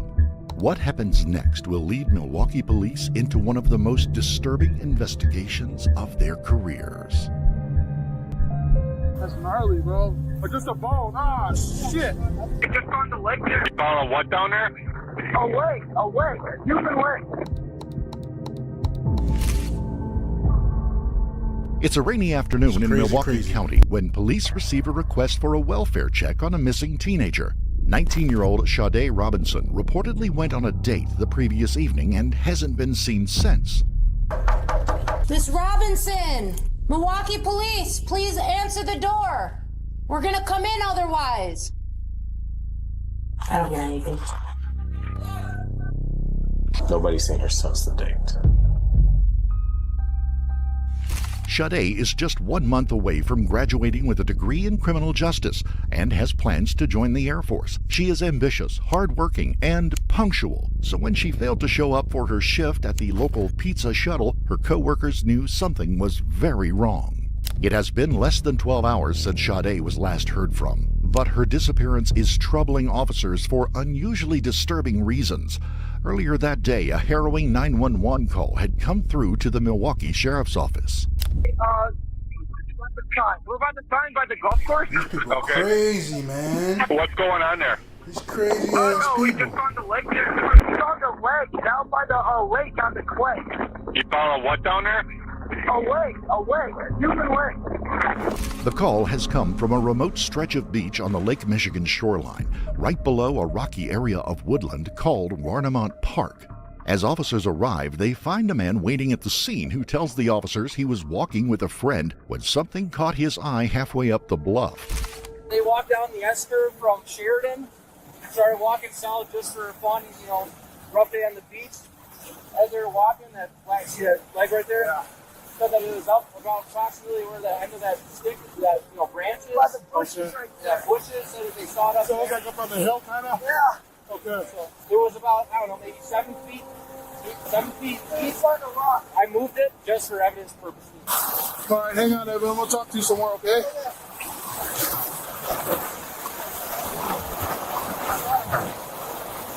The leg appears to have been cleanly sawn off at the hip. The victim is a young African-American female. Disturbingly, there is still pink nail polish on her toes. If it's up on the hill, like I said, waves aren't going that high. That's somebody could be killed and dumped over. Let's clear the air, make sure there's not the rest of her up there. That's gnarly, bro. Yeah. Have you found one before? Or just a bone? Ah, shit. I mean, this look well preserved. That's what I was saying. Like, it looks like doesn't look that old. You know what I mean? Officers have already made two important observations. The body part was not washed ashore, but thrown down from the wooded area above the beach. And whatever happened here occurred just hours ago. Both suspicions will prove correct. 10 miles from the discovery on the lakefront, a young woman has been reported missing, and her burnt-out Honda Civic was found on an abandoned property. While the vehicle has sustained heavy damage, some key evidence does remain. The registration plate belonging to Sade Robinson, the missing teen. Inside the trunk, her purse, shoes, and items of clothing. Police now have a missing woman, a burned-out vehicle, and a severed body part. Enough for the Milwaukee County Sheriff's Department to launch a homicide investigation. While forensic teams begin scouring the lakeshore for remains, investigators arrive at the Robinson family home to break the tragic news to Sade's family. It is a routine first step in any investigation, but things are about to take a turn that no one anticipated. Sade's sister tells officers that she and Sade share the Life 360 app, a location-sharing app which tracks an individual's location with greater precision than any cell phone data. It could prove a crucial lead for detectives, and just as they hoped, the app provides the exact map of Sade's every move the night she vanished. Together with surveillance footage pulled from each of her locations, officers now have a complete account of her every last moment. This is Sade Robinson leaving for work on the morning of April the 1st. That afternoon, she exchanges several texts with a man she met just 3 days earlier, Maxwell Anderson, an insurance salesman turned bartender. Max met Sade when she applied for a job at the club where he works. By 5 p.m., they've settled on what seems to be the perfect location for a first date, the Twisted Fisherman, a restaurant overlooking the Menominee River. But by the time Sade arrives, wind and rain have emptied the riverside patio. She checks her hair and then enters the bar, where she greets Maxwell at the counter. At 33, Maxwell is considerably older than Sade, and he's made no secret of his interest in her. As investigators review the footage, several unsettling details catch their attention. Max seems distant, rarely looking at Sade or engaging with her directly. It could be nerves or something more concerning. Still, by the time they leave, the date seems to be going smoothly enough for them to continue on to a nearby sports bar. CCTV footage captures them walking toward Duke's on Water. They order drinks and play beer pong with another couple, two people just like them, enjoying their Friday night. Sade, at least, seems to be having a good time, but that, of course, is because she has no idea who Maxwell really is. While one team of investigators pores over surveillance footage, another is digging into Maxwell's past, and what they uncover is disturbing. Maxwell has a lengthy criminal record, including convictions for battery, assault, and domestic abuse. More troubling still, just months earlier, a woman had filed a complaint alleging that Max drugged her during a dinner date and then aggressively pressured her to go home with him. She had been so ill, she called a friend to come and collect her. They don't know it yet, but investigators have only scratched the surface. At this point, however, the information is not enough to conclude that he is capable of murder. Surveillance footage shows that at 9 p.m., Sade makes a fateful decision. She leaves the bar with Maxwell. They walk towards his car, their behavior unremarkable to anyone who might pass them. Maxwell briefly puts his hand on her waist as they cross the street, then drive together to Maxwell's house on the south side of the city. At around 9:25 p.m., a doorbell cam captures them arriving. Over the next few hours, faint silhouettes move back and forth on the upper floor, Maxwell's living room. The movement continues for several hours, during which time officers can only hope the date is panning positively, a hope far removed from the gruesome truth they'll learn just hours from now. The time is now 12 a.m. on April the 2nd, the same day the severed leg would be found on the shore of Lake Michigan. Footage captures two brief flashes as Sade unlocks her car, then drives in the direction of her apartment. But this is where things take a strange turn.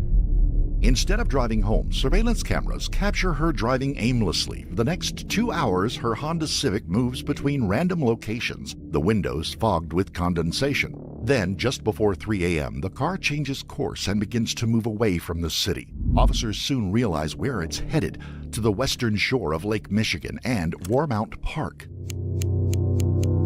At 2:52 a.m., Sade's Life 360 shows her arriving at that park where all movement stops. Her phone goes dead at 4:30 a.m. But why has she gone to this spot in the first place? Investigators pulled surveillance footage from a nearby pump house. What they see next is spine-chilling. Grainy footage shows the dark silhouette of a man approaching the bluff. Whoever it is, they are dragging something heavy across the rocks towards the lake. 90 minutes later, the shadowy figure appears again. This time, he's headed back towards the tree line, and he's carrying a large backpack. For investigators, identifying the man in the footage is clearly the key to uncovering who is responsible for Sade's death. Investigators return to the doorbell footage from Maxwell's apartment. Only one figure can be seen leaving that night. Officers assume it was Sade, but a far darker reality is now taking hold. Perhaps it wasn't Sade at all. Perhaps she never left the house, or at least not alive. The only way for officers to determine this is by accessing Maxwell's house. While they wait for the warrant to be processed, detectives canvass the neighborhood for witnesses and quickly uncover disturbing new information. Neighbors describe seeing Maxwell regularly digging in his yard, supposedly part of an underground room he was building. One neighbor tells detectives Maxwell's basement windows are permanently covered over with newspaper and what looks like painter's tarp. Each new detail is painting an increasingly troubling picture, but if anyone knows the truth about what goes on in that house, it is Maxwell's tenant, Pete Warbington, who rents the middle floor. Detectives bring him in for an interview. Is there anything out of place or weird that you find down in the basement? I just thought he was always a dirty guy, you know. When I go down there in the basement, the only thing that's really out of place, you know, he's got a bunch of tools and stuff everywhere, a bunch of paint everywhere, but it's always been that way. Okay. I didn't really notice anything in the basement since then that would be considered odd. I just thought he was an odd dude. He's always working on like arts and crafts, not arts and crafts, but like home he calls it home improvement, but he's obviously no good at it. And he would just do that constantly, building weird stuff, or, you know, he built that shelf that's above our washer and dryer out of like a door or something. And so he was always constantly doing like arts and crafts and stuff, and, you know, in the basement, as far as the basement goes, that's just how it's always looked. Okay. So I never thought anything of it. It's his house, you know? Yeah. Like, what do you mean, like an odd person? Like, what character? Like you said, just like the woodworking? Yeah, kind of just the woodworking, and like he'd be building all this stuff, and he was constantly hammering. Like in his attic, I know that he did some work up there, and that was one of my biggest grievances with him. And it's like, I don't want to work all day and then come home and hear you beating on stuff. You know, and that's my biggest grievance. And it's like, well, what are you doing? And he's like, oh, I'm building a shelf for over our laundry. Like, you didn't need to do that. That's so weird. There's a 5-panel shelf right next to the washer and dryer that you're not even using. Yeah, what's the big old hole? He says he was gonna turn that into a shed with like a basement. And they said, like, when it gets cold in the winter, that's where I was gonna keep my dogs. And I'm like, this is the dumbest idea I've ever heard in my life. You don't, like, you know, and he did do the fence around, and I appreciate that. Having a dog, you know, I like a fenced-in yard, and he did good with that. And I think that just kind of amped his head up to do all this other stuff, and he's got all these ideas and stuff. And yeah, that was supposed to be some kind of subterranean hole for his dogs, and then in the top it was going to be storage for like lawn stuff or whatever. That was his idea. And then there's another hole going like back to the garage. He said he was going to do an outdoor bar there. The guy's just weird, man. He had all these weird ideas that you just, as a normal person, you look at that and you're like, that's never going to work. You know what I mean? It's not much to go on, but the very next day, a woman will step forward with information that will place Maxwell squarely as the detective's prime suspect. Crazy. There's just one thing that I thought was really odd. So on Instagram, March 28th, he sent me this video. Maxwell's ex-girlfriend shows police a video he had sent her on Instagram. It's CCTV footage of a suitcase containing the dismembered body of a young woman killed hours earlier by her Tinder date. Yeah, I'd agree with you. That's pretty fucking weird. What did you say to it? He said, please be careful out there. Because he was upset I was dating other people. And I said, that's fucked. And I didn't want to talk about it. He's like, yeah, Sam, I'll leave you alone now. Because I didn't want to talk to him. Meanwhile, another friend tells the police that just a month before meeting Sade, he saw Maxwell's basement covered from floor to ceiling in plastic, with saws and knives scattered around. Maxwell told them he planned to kill and dismember someone there, but the friend had dismissed it as another one of his strange antics. For officers, however, this is all sounding far more sinister. On April the 12th, 2 days after Sade's disappearance, a team of officers arrive at Maxwell's house with a search warrant, while another unit tracks his movements. But as soon as they begin tailing him, he turns and starts heading home. With few other options, officers intercept him 2 blocks from his house under the pretense of a traffic violation, and they arrest him. 32 head to southbound Hampton on, 45 southbound Hampton on for Apollo return for highway versus Chicago. Any weapons items, sir? No.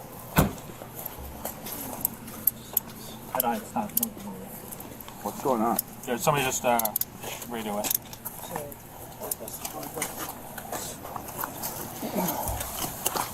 124 dispatch. Crazy.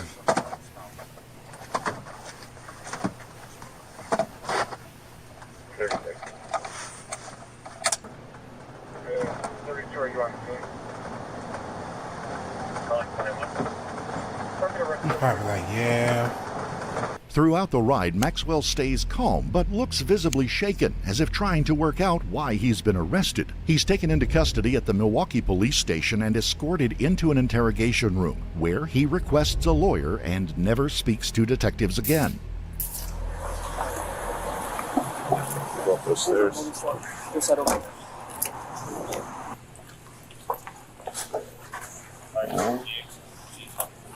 Just take his 2 jackets, boots, belt, boots. You have anything in your pockets? No.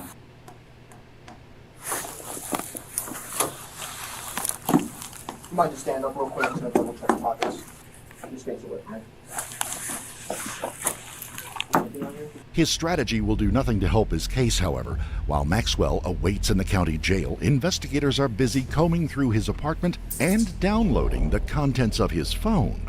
But here again, things are about to take an unexpected turn. Detectives searching the apartment are stunned to find no evidence of a crime scene, but all the appearances of one. In fact, this will be one of the most disturbing residences these veteran officers will ever encounter. Bladed weapons are in every room. Machetes, axes, knives, 51 blades in the kitchen alone. Blood spatters are visible on the walls, bedding, and flooring. In the basement, officers uncover a makeshift sex dungeon, complete with hidden rooms, slings, restraints, handcuffs, and torture devices. Shelves and drawers contain surgical gloves, duct tape, zip ties, and plastic sheeting. Most disturbing are the things hidden out of sight, stuffed between support beams and inside walls. Notepads listing women's contact details and personal information. Bags of women's clothing, shoes, and underwear, ledgers full of twisted fantasies, and in the garden, investigators find signs of Maxwell's interest in digging. But it looks nothing like construction work. Yet, for all its horrors, none of it directly ties Maxwell to Sade's murder. The blood is later determined to be canine. None of the knives test positive for Sade's DNA. There is no sign of a cleanup operation. However sinister this house may be, it's not enough to lay charges, and officers find themselves back at the drawing board. CCTV has provided investigators with every major breakthrough so far, and now they turn back to it once again. Someone drove Sade's car away from the beach that night before setting it on fire. But who? Investigators zero in on the area where her burnt-out car was found.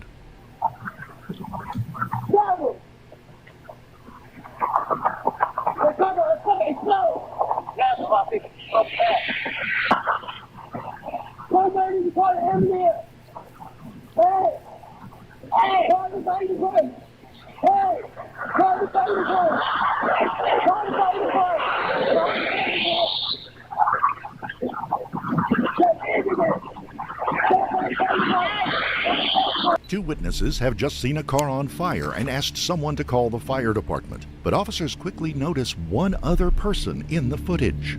The unknown figure is wearing a hoodie and carrying a heavy backpack. He moves quickly, like he's trying to distance himself from the scene. A moment later, he reaches a bus stop and boards a city bus.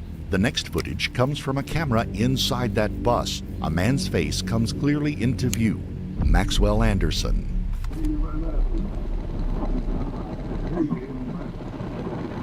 What about you?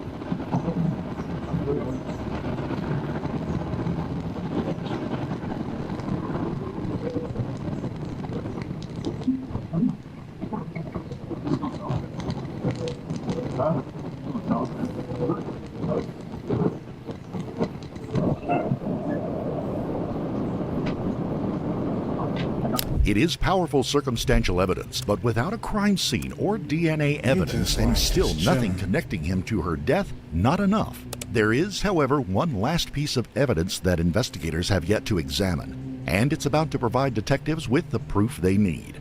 When forensic technicians download the contents of Maxwell's phone, they discover dozens of images taken shortly after midnight on April the 2nd. Images of Sade that he had taken and deleted. At 12:04 a.m., Maxwell takes the first photo of the woman. She is lying face down on his couch, incapacitated, an arm over her face. In images that follow, she is in various states of undress. A white male's hands can be seen groping her. As he is taking photos, Maxwell has turned on an episode of the series Love, Death, and Robots. It features a dismembered corpse on a beach. Detectives have just one last thing to do. On April the 4th, Maxwell Anderson is charged with first-degree intentional homicide, mutilation of a corpse, and arson. In the days leading up to his trial, human remains continue to wash up along the shores around Milwaukee. County 911, this is Brian. What is the location of your emergency? Hi, this is Oak Creek. I have a caller on the line. She is going to be on the beach. If you and advise that she is out with a deceased body or body parts. Okay. It looks like the back and the butt and an arm. A foot is found not far from the burned-out Honda Civic. Crazy. Nearly a month later, an arm washes up on a beach in Waukegan, Illinois. All the remains have since been identified as belonging to Sade Robinson. During his trial, prosecutors argue that Maxwell's fast and confident actions that night suggested extensive planning. The evidence on his phone suggests Sade Robinson was drugged at his home before he killed her and drove away in her vehicle. The lack of any blood evidence in her car suggests that she was dismembered on the beach during the 90-minute window in which Maxwell was out of view of any cameras. He has not been connected to any further homicides. On June the 6th, 2025, a jury found Maxwell Anderson guilty on all counts. He was sentenced to life in prison. To this day, he protests his innocence. I would like to start by saying that from the bottom of my heart, my deepest and most sincere condolences go out to Sade's family, as well as everyone else affected by this tragedy. You say you do that, you do this shit. That being said, Your Honor, I took this to trial without ever once trying to make a plea deal of any kind, because I did not commit these crimes. And so I plan to appeal my convictions while I hope and pray that further investigations not only prove my innocence, but find and deliver true justice. In September of 2024, a mural of Sade Robinson was painted near the entrance of the Pizza Shuttle, where she once worked. People grabbing a slice at Pizza Shuttle on the east side will notice something new, a mural of 19-year-old Sade Robinson, a face that regulars would recognize. Wanted better for herself, she wanted better for me, and she was looking to join the Air Force, so she had been meeting with recruiters. That's how much she wanted to do everything that she looks like. You know, you could dreamed of doing. Seeing her live her life as such a hard worker who never let anything stop her, I knew that she would want me to do that after I lost her, that she would want me to keep living. And so I'm gonna remember her by following in her footsteps and fill the hole that she left, although I know I can never live up to anywhere near her shoes. We would like to extend our most sincere condolences to the friends and family of Sade Robinson. Yeah. Oh, that's another one. Come on outside. Family realize a killer is laying in their vents. What's going on here? Okay, so Ian, is Thomas Lopez staying up here? This is the father and son who own this ranch house in the New Mexico desert Miles from anywhere, police believe a murderer is hiding inside their home. Thomas Lopez, a man who, days earlier, beat his girlfriend to death. Do you know where he might be staying at or anything? But what makes this interesting is that the son is in fact hiding this man, and the father is about to find out that his son is protecting a murderer inside the vents of his own home. They said he might be in the vent. Thomas, talk to me, man. I know you're down there. We don't come over here for simple stuff. Yeah. So what's up? She's dead. Yeah, see? On the 24th of February, police were called to a hospital in New Mexico to investigate something horrifying. 26-year-old Sabrina Calderon had just been brought in, unconscious, covered in bruises, barely clinging onto life. So her name is Sabrina Calderon. Calderon. Is in such dehydration that her kidneys are failing. She is too sick for even us to take care of. And who brought her in? I believe they said they thought it was her dad. What is that, would you say? Is that something from being hit? Probably. She's 26 years old. She should not be in this condition. Right. Sabrina is in such critical condition that the nurses are almost certain she won't survive. But what made the hospital so suspicious is that Sabrina's injuries were that of someone who had been viciously beaten, and the man who dropped her off left almost as quickly as he possibly could. The hospital called in police, but with no leads, the cops decided to use her emergency contact info and call up her dad to see if he could shed any light on what just happened.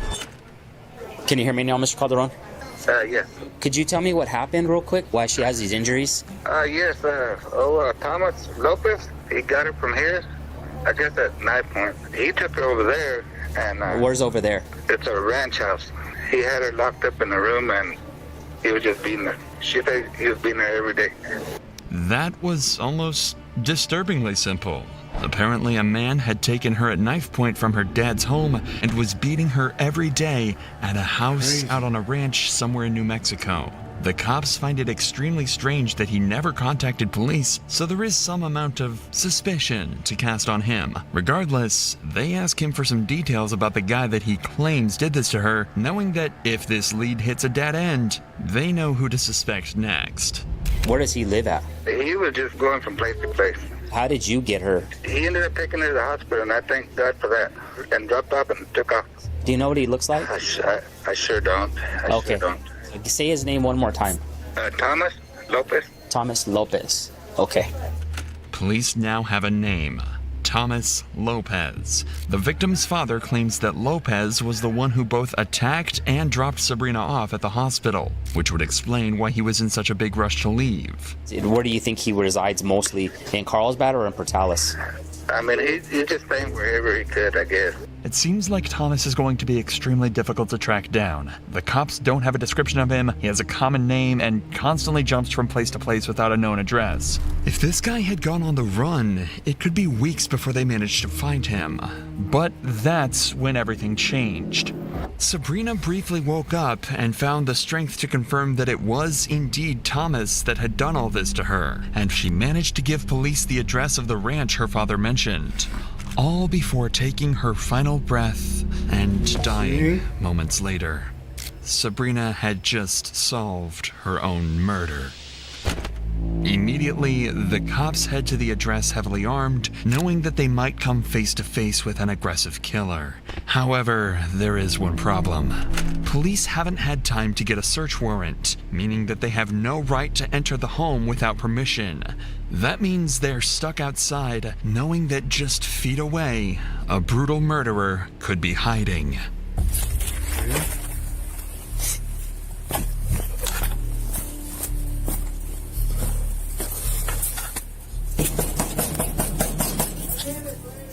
Ian, is that you? Ian, come to the front door for me. Hold on a second. Who is it? It's the sheriff's office. Let me see your hands. Come outside. Let me see your hands. Let me see your hands. Is the dog okay? Yes, sir. Hey, Rice, I got contact. I don't have nothing. Okay, sit tight right here, man. Okay, yes, sir. Sorry. This is Ian, part owner of this ranch and good friend of Thomas Lopez. Sabrina had told cops about him and said that he could be vital to tracking Thomas down. At this point, the cops have no idea how much Ian knows, but they do know that his house is supposedly where Sabrina was attacked. For all they know, he could have been involved as well, so they have to be extremely cautious when dealing with him and clearing out the house. Who's all here, man? My father, my friend, Bugsy. What's Bugsy's real name? I don't know. Come on outside. Keep your hands where I can see him. Hey, what's going on here? Thomas Lopez staying out here? Or has he been out here? Been out here a few times. Yeah. Is there anybody else inside? You said Bugsy. If I can go with you at the door, can you call her outside? Yeah. Okay. You want me to go get her? Yeah, well, just call her from the door, please. Bugsy is another one of Ian's friends that happened to be staying at the property around this time. She couldn't have anything to do with the crime, but cops are still pleased to hear that there might be another witness, and someone that could help them track their suspect down. So what we're doing, we're asking everybody to come out of the house.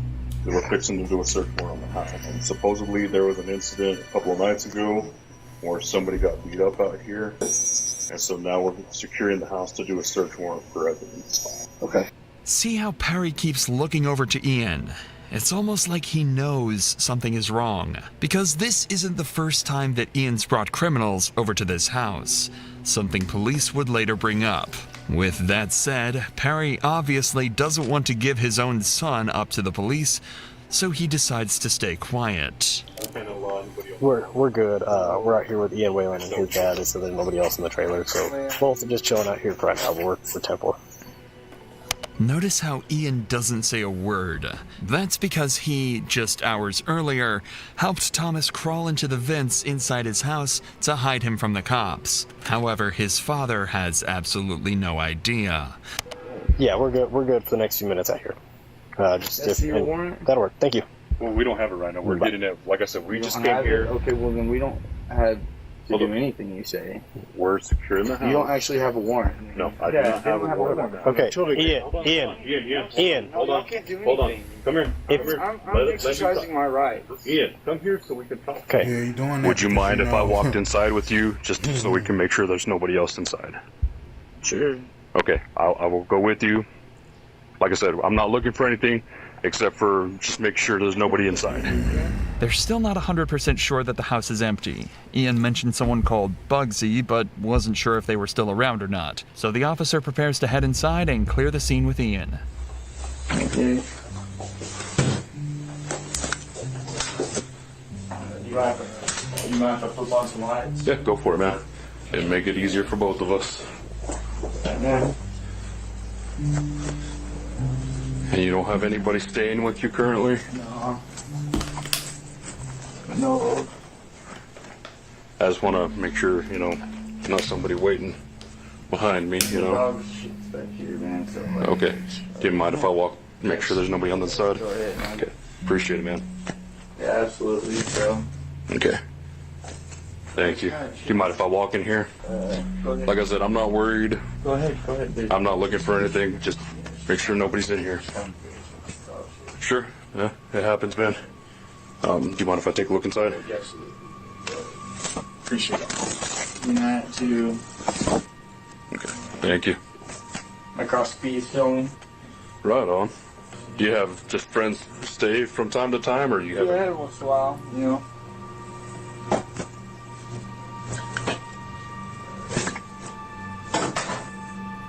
Hey. Sorry, my bad. Hey, I'm right here. Okay, come back here. What? You under the covers. Let me see your hands. What's up?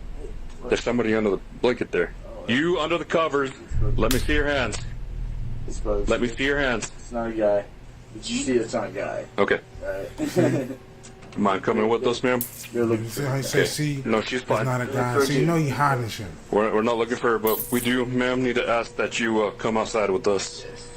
Clearly, Bugsy isn't the person they're looking for, but she would turn out to be extremely useful to the case down the line. She's been staying at the house recently, so the cops keep her around thinking she might have seen something Ian didn't. The officer then clears the rest of the house and finds it to be totally empty. In the meantime, the officer outside catches Perry up on everything that's been going on at the house lately and what they plan to do in the search.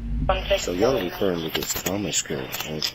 Yes. Yeah. Thomas has gotten himself into some pretty heavy at this point, so. Yeah, but what I've seen of him, I don't care for the dude. Okay. Keep this between me and you. I'm here trying to make shit right, and I apologize for my son. You know what? Well, it happens. What's up? Okay. Not a dude. Okay.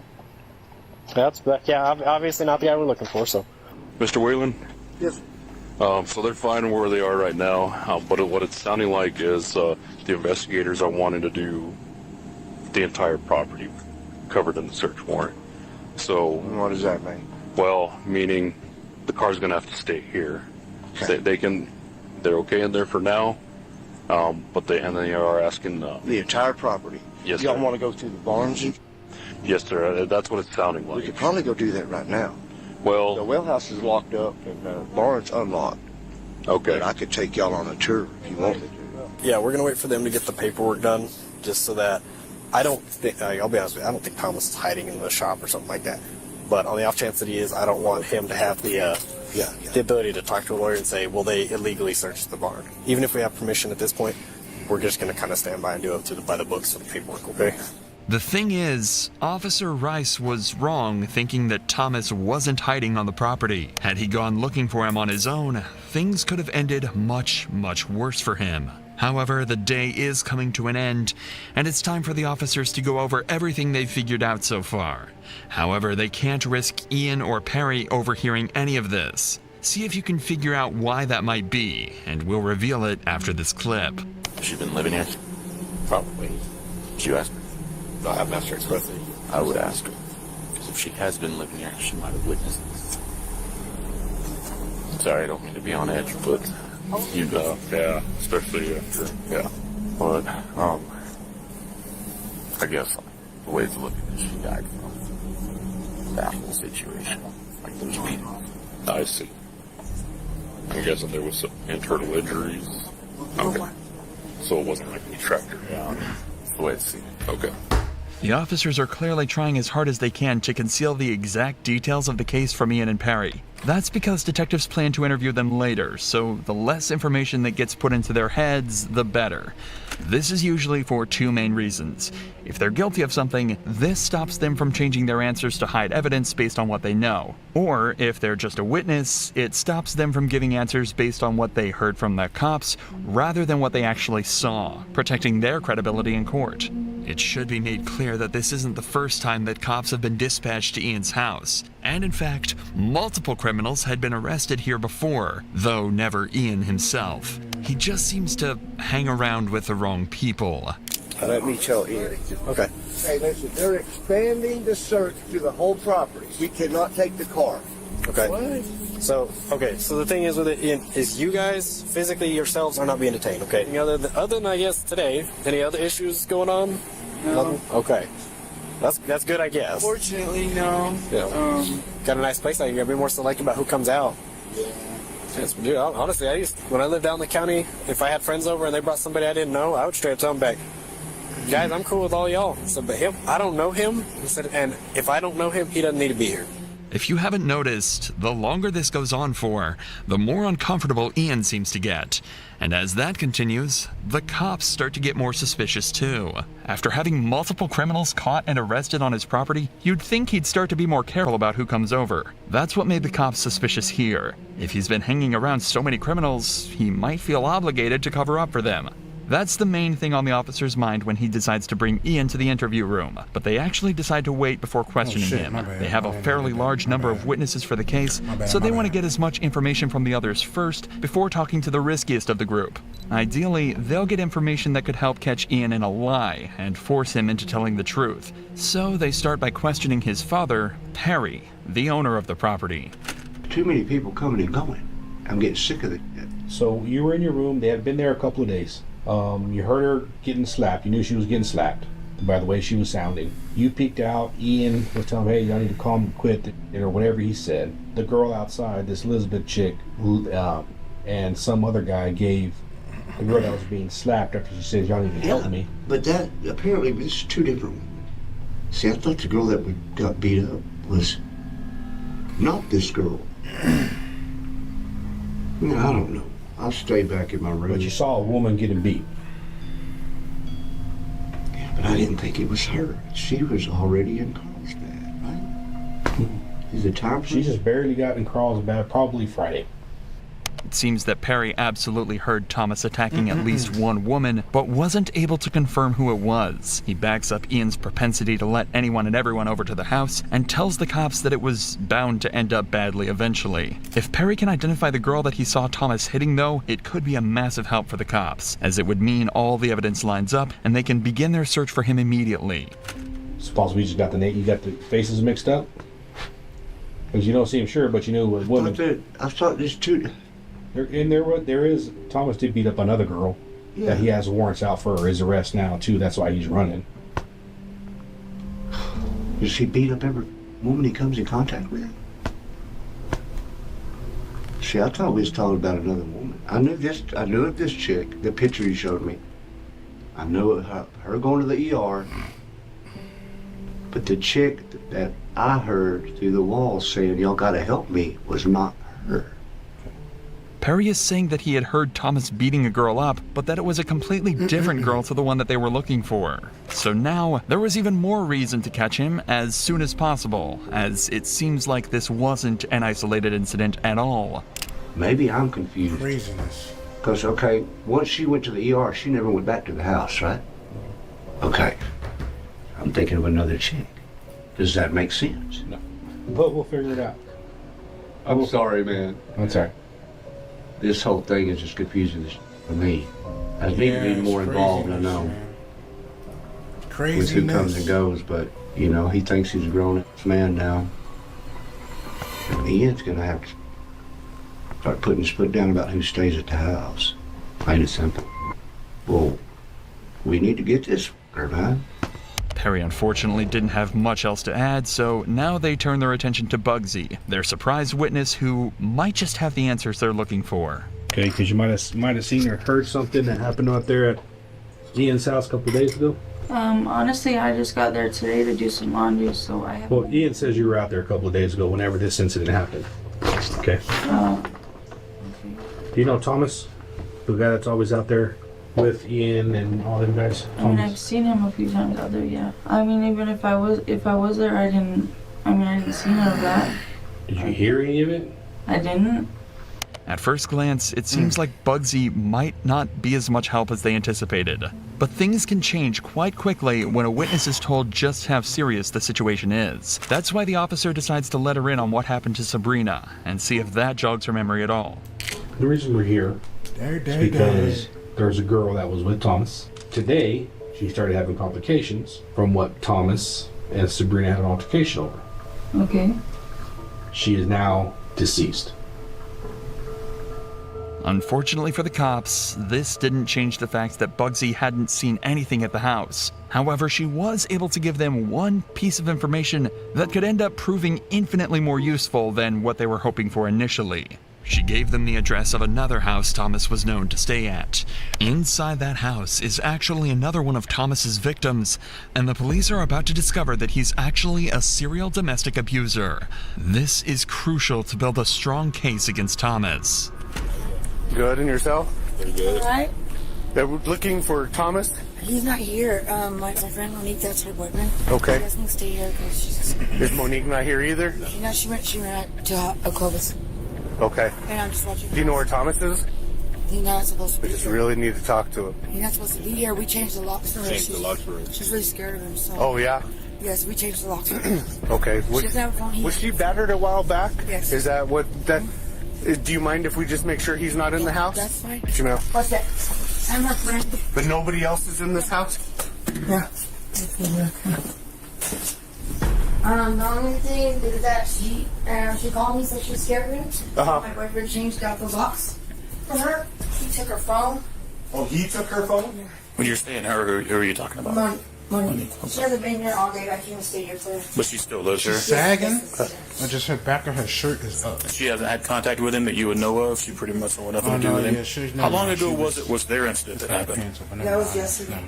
But she called me and told me to come change out her locks because she's scared of me. It turns out this is the home of the other girl that Thomas had reportedly been beating, which, if anything, is worrying the cops even more. Since we know he's not limiting his violence to one girl, it would make sense if he's hiding out here waiting for this girl to come back home. The homeowner, however, is telling the cops that he's not here and she's not seen him for days. Is she working or where is she at? She just got a rehab. And she went to Clovis with her daughter. Oh, I mean, I guess that's what it means. So it was about 11:30 yesterday. Does he have any friends over here that we know of? That he hangs out with? Family? Of him because she's my friend. Uh-huh. But I know she don't have nobody to terrorize. Do you think he still has her phone? Oh, he does. Get that number. He does. The officers continued to search every room in the house as well as the attic, but weren't able to find him anywhere. According to everyone they talked to, Thomas had gone off the grid and was nowhere to be seen. But there was still one person they hadn't talked to. The one person that they knew was acting strange from the very beginning. Ian Whalen. If anyone was going to know where he was, it was going to be Ian. So later that night, they brought him into the interrogation room for hopefully the last interview that they need in this case. Their cameras are down, so I'm using this thing, okay? Okay. I'll explain to you why we're here talking. You're not in any kind of trouble, okay? You're not in any trouble. You have any idea why you might be down here? Well, yes. About what? Because of the fight or whatever, I guess, that Thomas had. Right? You know anything else about it? You know everything. Remember, Ian hasn't been told any details of what actually happened yet. He doesn't know that Thomas killed Sabrina, or even that there was a physical exchange. But that's all about to change in just a few moments. Tom, let's talk about Thomas Lopez. When's the last time you seen him? It's been about like a day or so. A day or so? What about his girlfriend Sabrina? About a day or so. Okay. What happened between Sabrina and Thomas? I just like heard an altercation. I didn't like see anything. I just heard them screaming at each other enough to where it alarmed me. Were they inside your house when they did that? Yeah. When they were screaming? Okay. Was there anything physical going on, or just screaming? Did you see anything physical? Did you hear anything physical? Did you hear her yelling stop or him stop or anything? No? So whenever you heard screaming and stuff, where were they at? Like, I guess it would be like down towards the kitchen area. I don't know, I heard them yelling and whatnot, and I went out there and I was like, hey man, are y'all okay? And they're just like, yeah man, fine, you know. And what did she say? Nothing. It's clear Ian was around when the fight happened, but it seems like he didn't realize how bad things had actually gotten. Apparently Sabrina was actually crying when he went to talk to them, but he just figured it wasn't his business and went back to sleep in his room. Do you know what the fight was about? I don't, and honestly I've got so much stuff of my own crap, like... Okay, when's the last time you heard from Sabrina? I don't know Sabrina. Like, I'm not making this up, like... But she was, that's Thomas's girlfriend or whoever. I don't even know that. Like, I just know that there was an altercation between. I don't even know if this Sabrina is, if this is who, like... Messed up teeth? I'm assuming that's who it was. So that day that whenever we went out there, was it the same chick? As the officer mentioned earlier, Ian has a habit of letting people that he barely knows stay at his house. But it turns out this is a recipe for disaster. Since people know he likely won't get involved in their business, they see this property as an area out in the middle of nowhere where they can do whatever they want with no eyes on them at all. Initially, this only resulted in smaller crimes, robbery or drug possession. But this time, it turned into something much more serious, and Ian is now about to find out exactly what happened. Do you know why I'm here? No. Remember I told you last time we don't come over here for simple stuff. Yeah. Okay. I remember you told me that. So what's up? She's dead. You're f***ing me. What happened? Do you know? Oh, here you go. From what she told us before she died, was that she was getting her ass beat by Thomas over at your house, in the barn with the golf club. Died? And so whenever you heard him arguing, when he just said he was getting pretty rough with her, what did you see him do? Like just slapping her. Slapping her? Well, I'm just trying to figure out what happened. And first of all, if he was in your house, you didn't even know, so we can get him. From the very beginning, cops figured he knew a little more than he was letting on. Now he knows exactly what happened, how serious it was, and what the consequences will be if he doesn't give up everything he knows. Not only will he be implicated in the crime, but if Thomas is on the property and he ends up harming an officer, that will be his fault. The question is that enough for him to turn in his friend? When's the last time you seen Thomas? What even? Okay. Is he at your house? Hold on. Where does he hide in your house whenever the cops are trying to get him? Where would he go hide inside? We're over there. Okay, the house is secure. We're getting a search warrant for it. Where would he be hiding? If he's in your house, where would he be at? You don't want that problem at your house. No. Got your ass. Have you seen Thomas? Dead. Have you seen Thomas today? Oh, I didn't want to. I didn't know she was dead. Tell me the truth, man. Yeah, I mean. Where was he at when you seen him?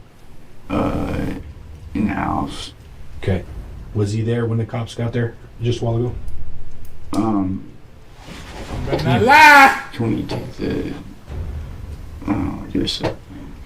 Can we take that? Yeah, see, I knew. This is Ian's ultimatum. Camera. Ian had been put in a scary position. He knew what the right thing to do was, but he was also terrified of this footage getting out. Amongst the people he hung around, he didn't want to be seen as someone untrustworthy, so he asked for the camera to be turned off and told the detectives the truth. Ian admitted that Thomas was at his house. In fact, he was hiding in the vents. Apparently, that's where he was the whole time. Now the cops knew exactly where he was, but getting to him would be no easy task. To arrest him, they'd have to try everything they could to make contact with him, or else get into the cramped vents with a known killer. Right. I mean, he knows we're here. Yeah, I assume he knows we're going to come back. I guess. I don't know. In the interview, they said he might be in the vent. Yeah, that's what they're claiming. That's what Ian is claiming, is that he might be. So if he's in a vent, the only one large enough for an adult that I know of, is when you go in, there's a hallway that goes all the way back. And also there's a blanket in the hallway right now that covers. As we go in, still clear all the little areas that we go past. I don't want to get fixated and have him come in behind us. Yeah, if you hit that vent, the only downside is you'll have 2 rooms to clear in the hallway before the vent. So the last door is literally next to the vent. We'll figure it out if anybody sees something weird. Several cops made it to the scene a few minutes earlier and have managed to locate the vents they think he's hiding inside of. Thomas, this is the Roosevelt County Sheriff's Office. Come outside. Yeah, I knew the damn thing. So stupid. He's not answering or nothing. You try. He might answer me. Let him know if he doesn't respond. He doesn't come out. Yeah. No, I don't. That's crazy. Yo. Thomas, Roosevelt County Sheriff's Office, Deputy Bachman. Come on out, man, with your hands up. Know you're down there. Is that the vent you went in, or this? That one. It's got a huge culvert. It goes down. There's no access back there. Ian had the screen. He puts the vent back on, so he knew he was down there. The officers are right. The vent cover couldn't have been put in place from the inside, so Ian had to have helped him hide. But they'll figure out what to do about that later. For now, they need to figure out a way to get Thomas out of the vents. To start with, locate his exact position, and they came up with a creative solution to do this. He was right there. How far, approximately? He's all the way at the far down there, and then another vent there. Just trying to see if there's a mirror. I got a good point. Just needs duct tape and a mirror. There's probably duct tape in the garage. You take a phone and a flashlight to stick down in there just so we get some really good light and light them up and just confirm. It sounds far-fetched, but after pointing a phone and a torch deep into the vents, they were able to confirm precisely where Thomas was.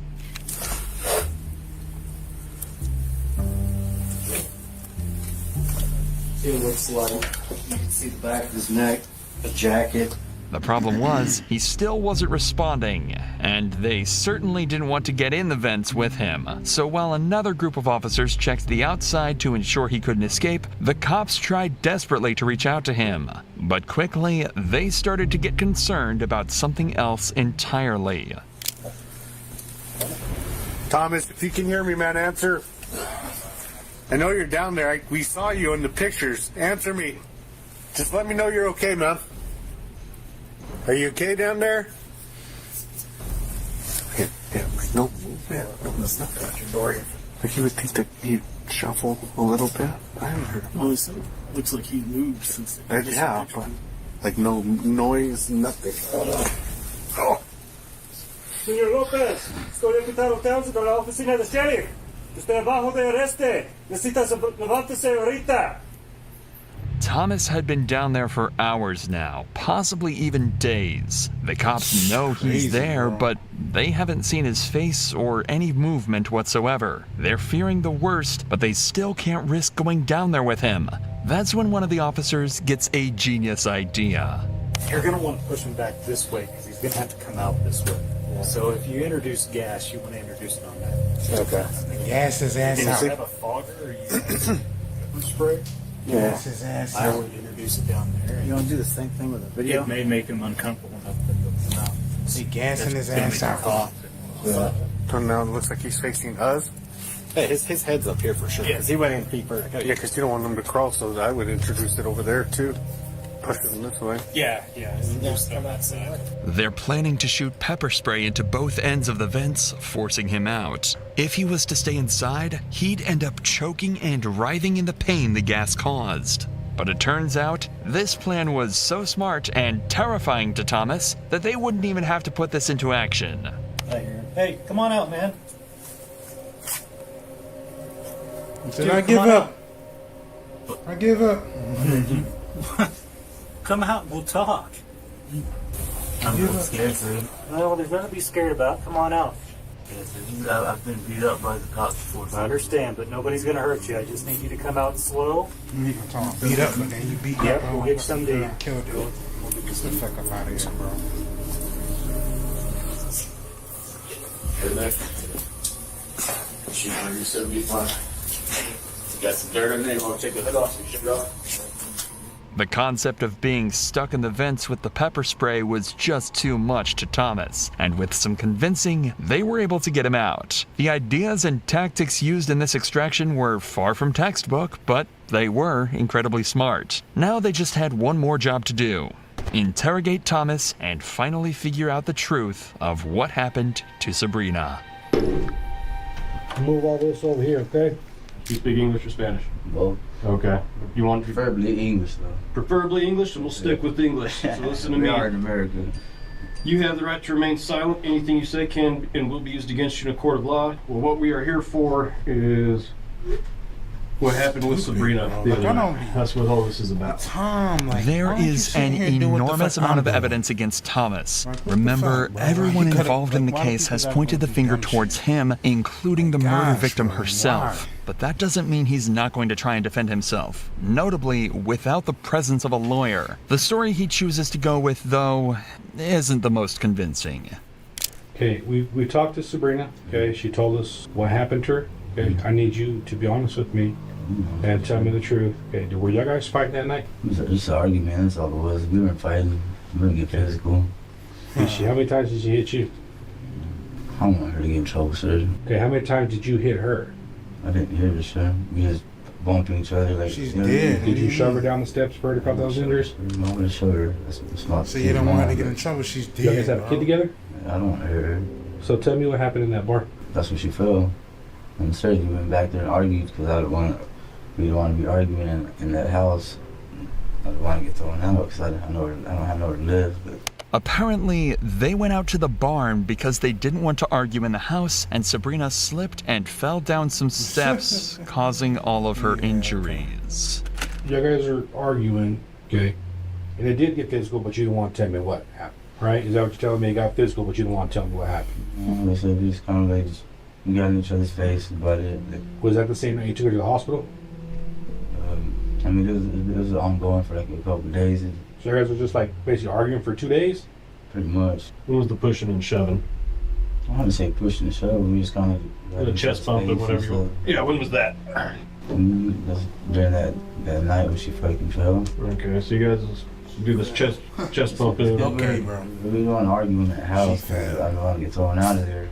Thomas is also claiming that he didn't hit her or even push her around. The worst they did was get into each other's faces and bumped each other's chests. As I'm sure you're aware, that's not exactly consistent with Sabrina's injuries or what she told the police. But Thomas's story gets even more unbelievable as he continues.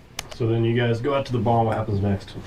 We were just sitting there, just smoking a cigarette and stuff. We're up there. So you guys go up, and are you like upstairs in the bar? Is that what you're saying? Yeah, in that loft. We start up there, and then she started coming back down, and she fucking loses her footing, and there she goes down the damn steps. So when was the pick her up, walk her to the house, and she's like, well, if I can't bear it no more, then I need to take me to the emergency room. So when was the chest bumping or all of that? Where was that at? It's kind of the beginning when we got in there, then that's when. How'd she fall down the stairs? She lost her footing, I guess. Like, you look at the stairs, and there inside that place, there's a big ass gap between each. It's not constructed pretty good. It's like some shit somebody just put together. Are we talking from the top all the way to the bottom? It's like halfway, maybe sort of the bottom. She lost her footing. Okay. All kind of junk and stuff that's in that barn. Yeah. So, not only did Thomas not have anything to do with her injuries, but when she got hurt, they'd already made up. He believes that this story has explained away why Ian will have heard shouting in the house, why they went out to the barn, and why Sabrina got such horrific injuries. This is why it's so important that detectives keep as much of the evidence as possible secret. He's constructed a story that technically covers up all the evidence that he thinks exists, and while it's not comprehensive, it would definitely make proving his guilt in a courtroom slightly harder. But it doesn't explain a huge number of other things, like how the injuries were sustained by a golf club or the drugs Sabrina said he injected her with. Both things he doesn't know the cops know about. And in fact, he was never able to explain these other things away. There was simply too much evidence for Thomas to deal with, and he chose to plead guilty at his trial. Nurses from the hospital told the jury that Thomas had initially told them she'd fallen down the stairs too, but Sabrina immediately refuted this claim when she woke up. She said he'd hit her multiple times with his bare fists, struck her multiple times full force with a golf club, and had her tied up to a chair in the barn for a large amount of time while this all happened. Even worse, she said this had been going on for around a month, and for the entire time, she felt as though she had been held captive. Obviously, there wasn't much Thomas could do against this defense, and he was convicted of murder, kidnapping, and resisting an officer. He was sentenced to 18 years behind bars. Inside this car are multi-millionaire... What is this? Man faints after realize he accidentally killed his wife. Happy Scream, what's good? What's good? What's good? Happy Scream, what's good? What's good? Yeah, I'm just doing some of these little crime videos. These Jones is crazy. Oh my gosh, these are so wild. What's this next one? This next one says, man faints after realizing he accidentally killed his wife. Wow. He accidentally killed his wife? And he faints? Oh my goodness, man. It is so wild. Wow. Let's see what this one is. Oh my goodness. Business owners Matthew Mollicone and his wife last one Kimberly. I just watched was crazy. Matthew is seconds away from confronting the man who's been in a secret affair with his wife. He has a plan to get revenge, but has no idea how horribly it's about to play out. Stay away from my wife! Oh shit.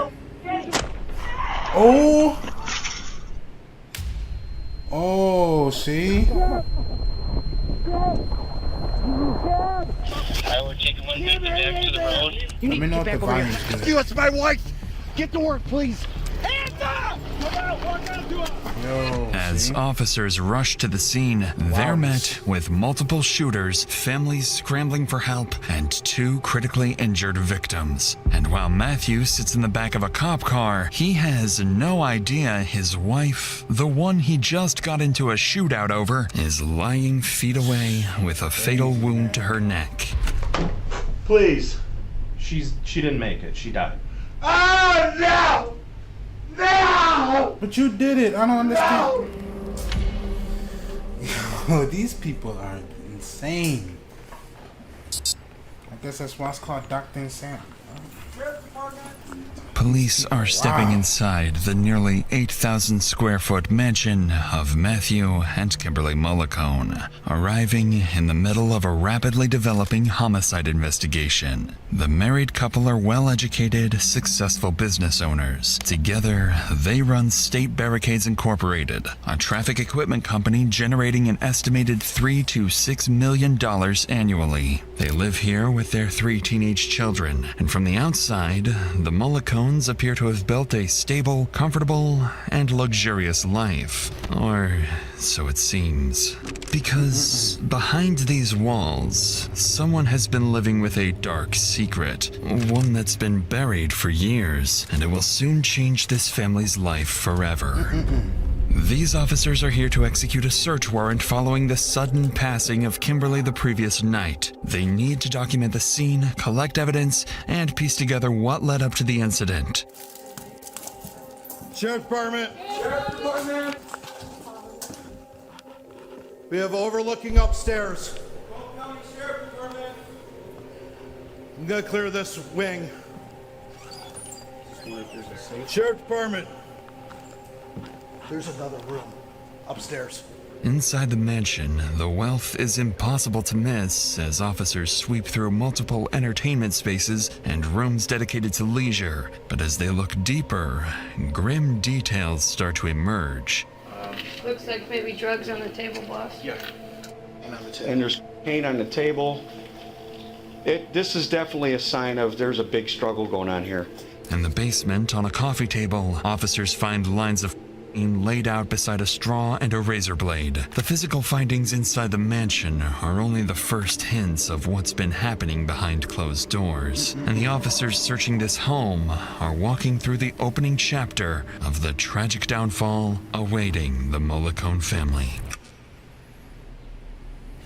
Approximately 15 hours earlier, around 7:15 p.m., Kimberly and Matthew start their night in the basement of their mansion, drinking, smoking, and using substances. This is not the first time they've done this, but this time, an argument about Kimberly's affair with another man is in full swing. Matthew believed the affair ended years ago after he confronted her about it, but earlier that day, he discovered it never stopped and that Kimberly transferred nearly $60,000 from their company funds to her lover's debit and credit accounts.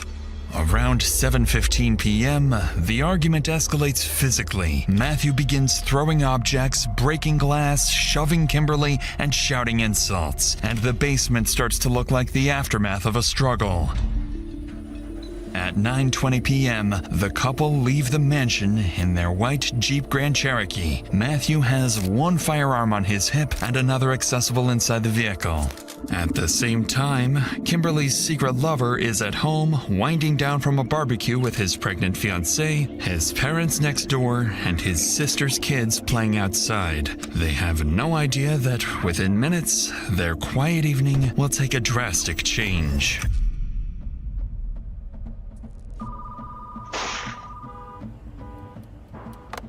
911, what is the address of the emergency? Ambulance. What is the address? House. What is the address? I don't know the address here. Where are you calling from? There's a house just south of 29 Mile on the east side. I'm in the line of fire. Okay, where is the person with the gun? I'm behind the car. Where is the person that is shooting? He's in the house. Sir, do you have a weapon on you? Yes, I do. You do? What is your name? Captain Mollicone. Approximately 5 minutes after this alarming call, a team of 31 officers from the Macomb County Sheriff's Office is mobilized and dispatched to the location. All they know is that a man named Matthew Mollicone is trapped in the line of fire, and that somewhere nearby, an active shooter is targeting innocent victims. When officers arrive, they quickly notice Matthew taking cover behind a smoking car. Get down! Get down! Get down! Hands behind your back. Don't move. What's your name? What's your name? What's your name? Her name's Kim. Her name's Kim. Don't move. Don't fucking move. I'll put him around the bed. All right, I got my wife. He's in custody. Homeowner and shooter still in the home. I'm checking on the backseat. She didn't deserve this. Okay, we got a shooter in the house right there. He's 30, he's 35-ish. White 35 years old. White t-shirt. Black hair, white t-shirt. What's his name? Danny. Danny. Yeah, Danny, 35 years old, white t-shirt, dark hair. Don't trust him, he carries 2 guns. Possible 2 guns. Help her, please. Never mind the shooter. Not doing. Help, never mind the shooter. You're behind the car. Get to work. Matthew is clearly distressed, begging officers to save his wife, Kimberly, who is still trapped in the backseat of a car about 100 feet away. 300 feet beyond the car stands the shooter's hideout, a house with multiple windows, an open garage door, and countless angles from which to fire. In the next few seconds, the officers must make a snap decision: neutralize the shooter first and risk Kimberly bleeding out, or step into the dangerous open field to save her. Anybody in the Jeep, step out now with your hands up! Hands up! Face away from me! Get out of the Jeep!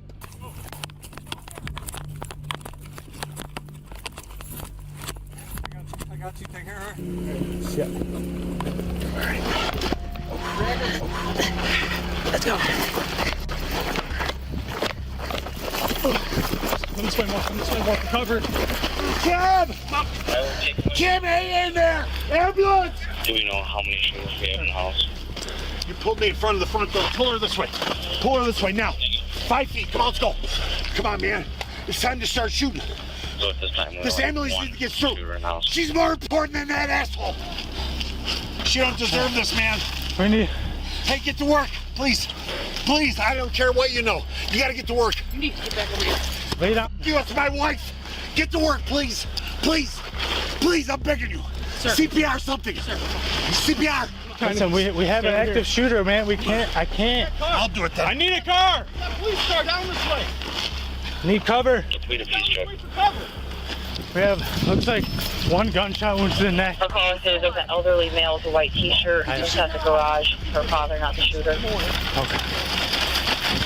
After managing to pull Kimberly from the car, paramedics begin working urgently to save her. She's been shot in the neck and is unconscious, so every passing second matters. At the same time, SWAT prepares to move in and neutralize what they believe is an active shooter barricaded inside the house. At this point, officers are operating almost entirely off of Matthew's account, thinking there's an armed gunman inside. In reality, there's no active shooter at all, only a wounded homeowner and several family members inside the residence. Without that context, every tactical decision carries enormous risk and could put innocent lives in danger. And within seconds, that possibility is tested when the 2 elderly parents suddenly emerge from the house.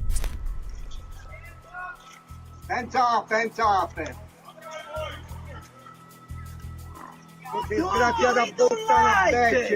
You're ruining my boy. Yeah, put the shit out of bitch. You bitch. Valentino, they've been trying to. Come on, walk out to us. Come here, sir. Right behind you, so it's up secure. Come here. Sir. Dominique, come on. Sir, stop 1 second, ma'am. You keep walking towards me. Stop. Come on. Here, right here. Come here. Come here. Come here. Over here. Hands behind your back. Right. Hands behind your back. It's okay. It's okay. It's okay. It's okay. I don't do nothing. It's okay. It's okay. It's okay. It's okay. Who else is in the house? My daughter alone, my little grandchildren. 2 little children? My daughter, Gabriel. Your daughter, 2 grandchildren, Dos? and your Yes, son. my Where's your son at? in the floor. Yeah. Right here, Salvatore. That's why there's a piece right next to your left foot. Because of a language barrier, officers are only able to piece together fragments of what the elderly couple is saying. It sounds like their son is wounded inside the home, along with his fiancée, sister, and 2 children. Strangely, the couple themselves appear unharmed, despite having just exited the same house where the alleged gunman is believed to be hiding. This observation leads officers to believe that the wounded son inside the house is the gunman Matthew claimed had been firing at him when police first arrived. But before they can reassess their strategy, someone else suddenly rushes out of the house.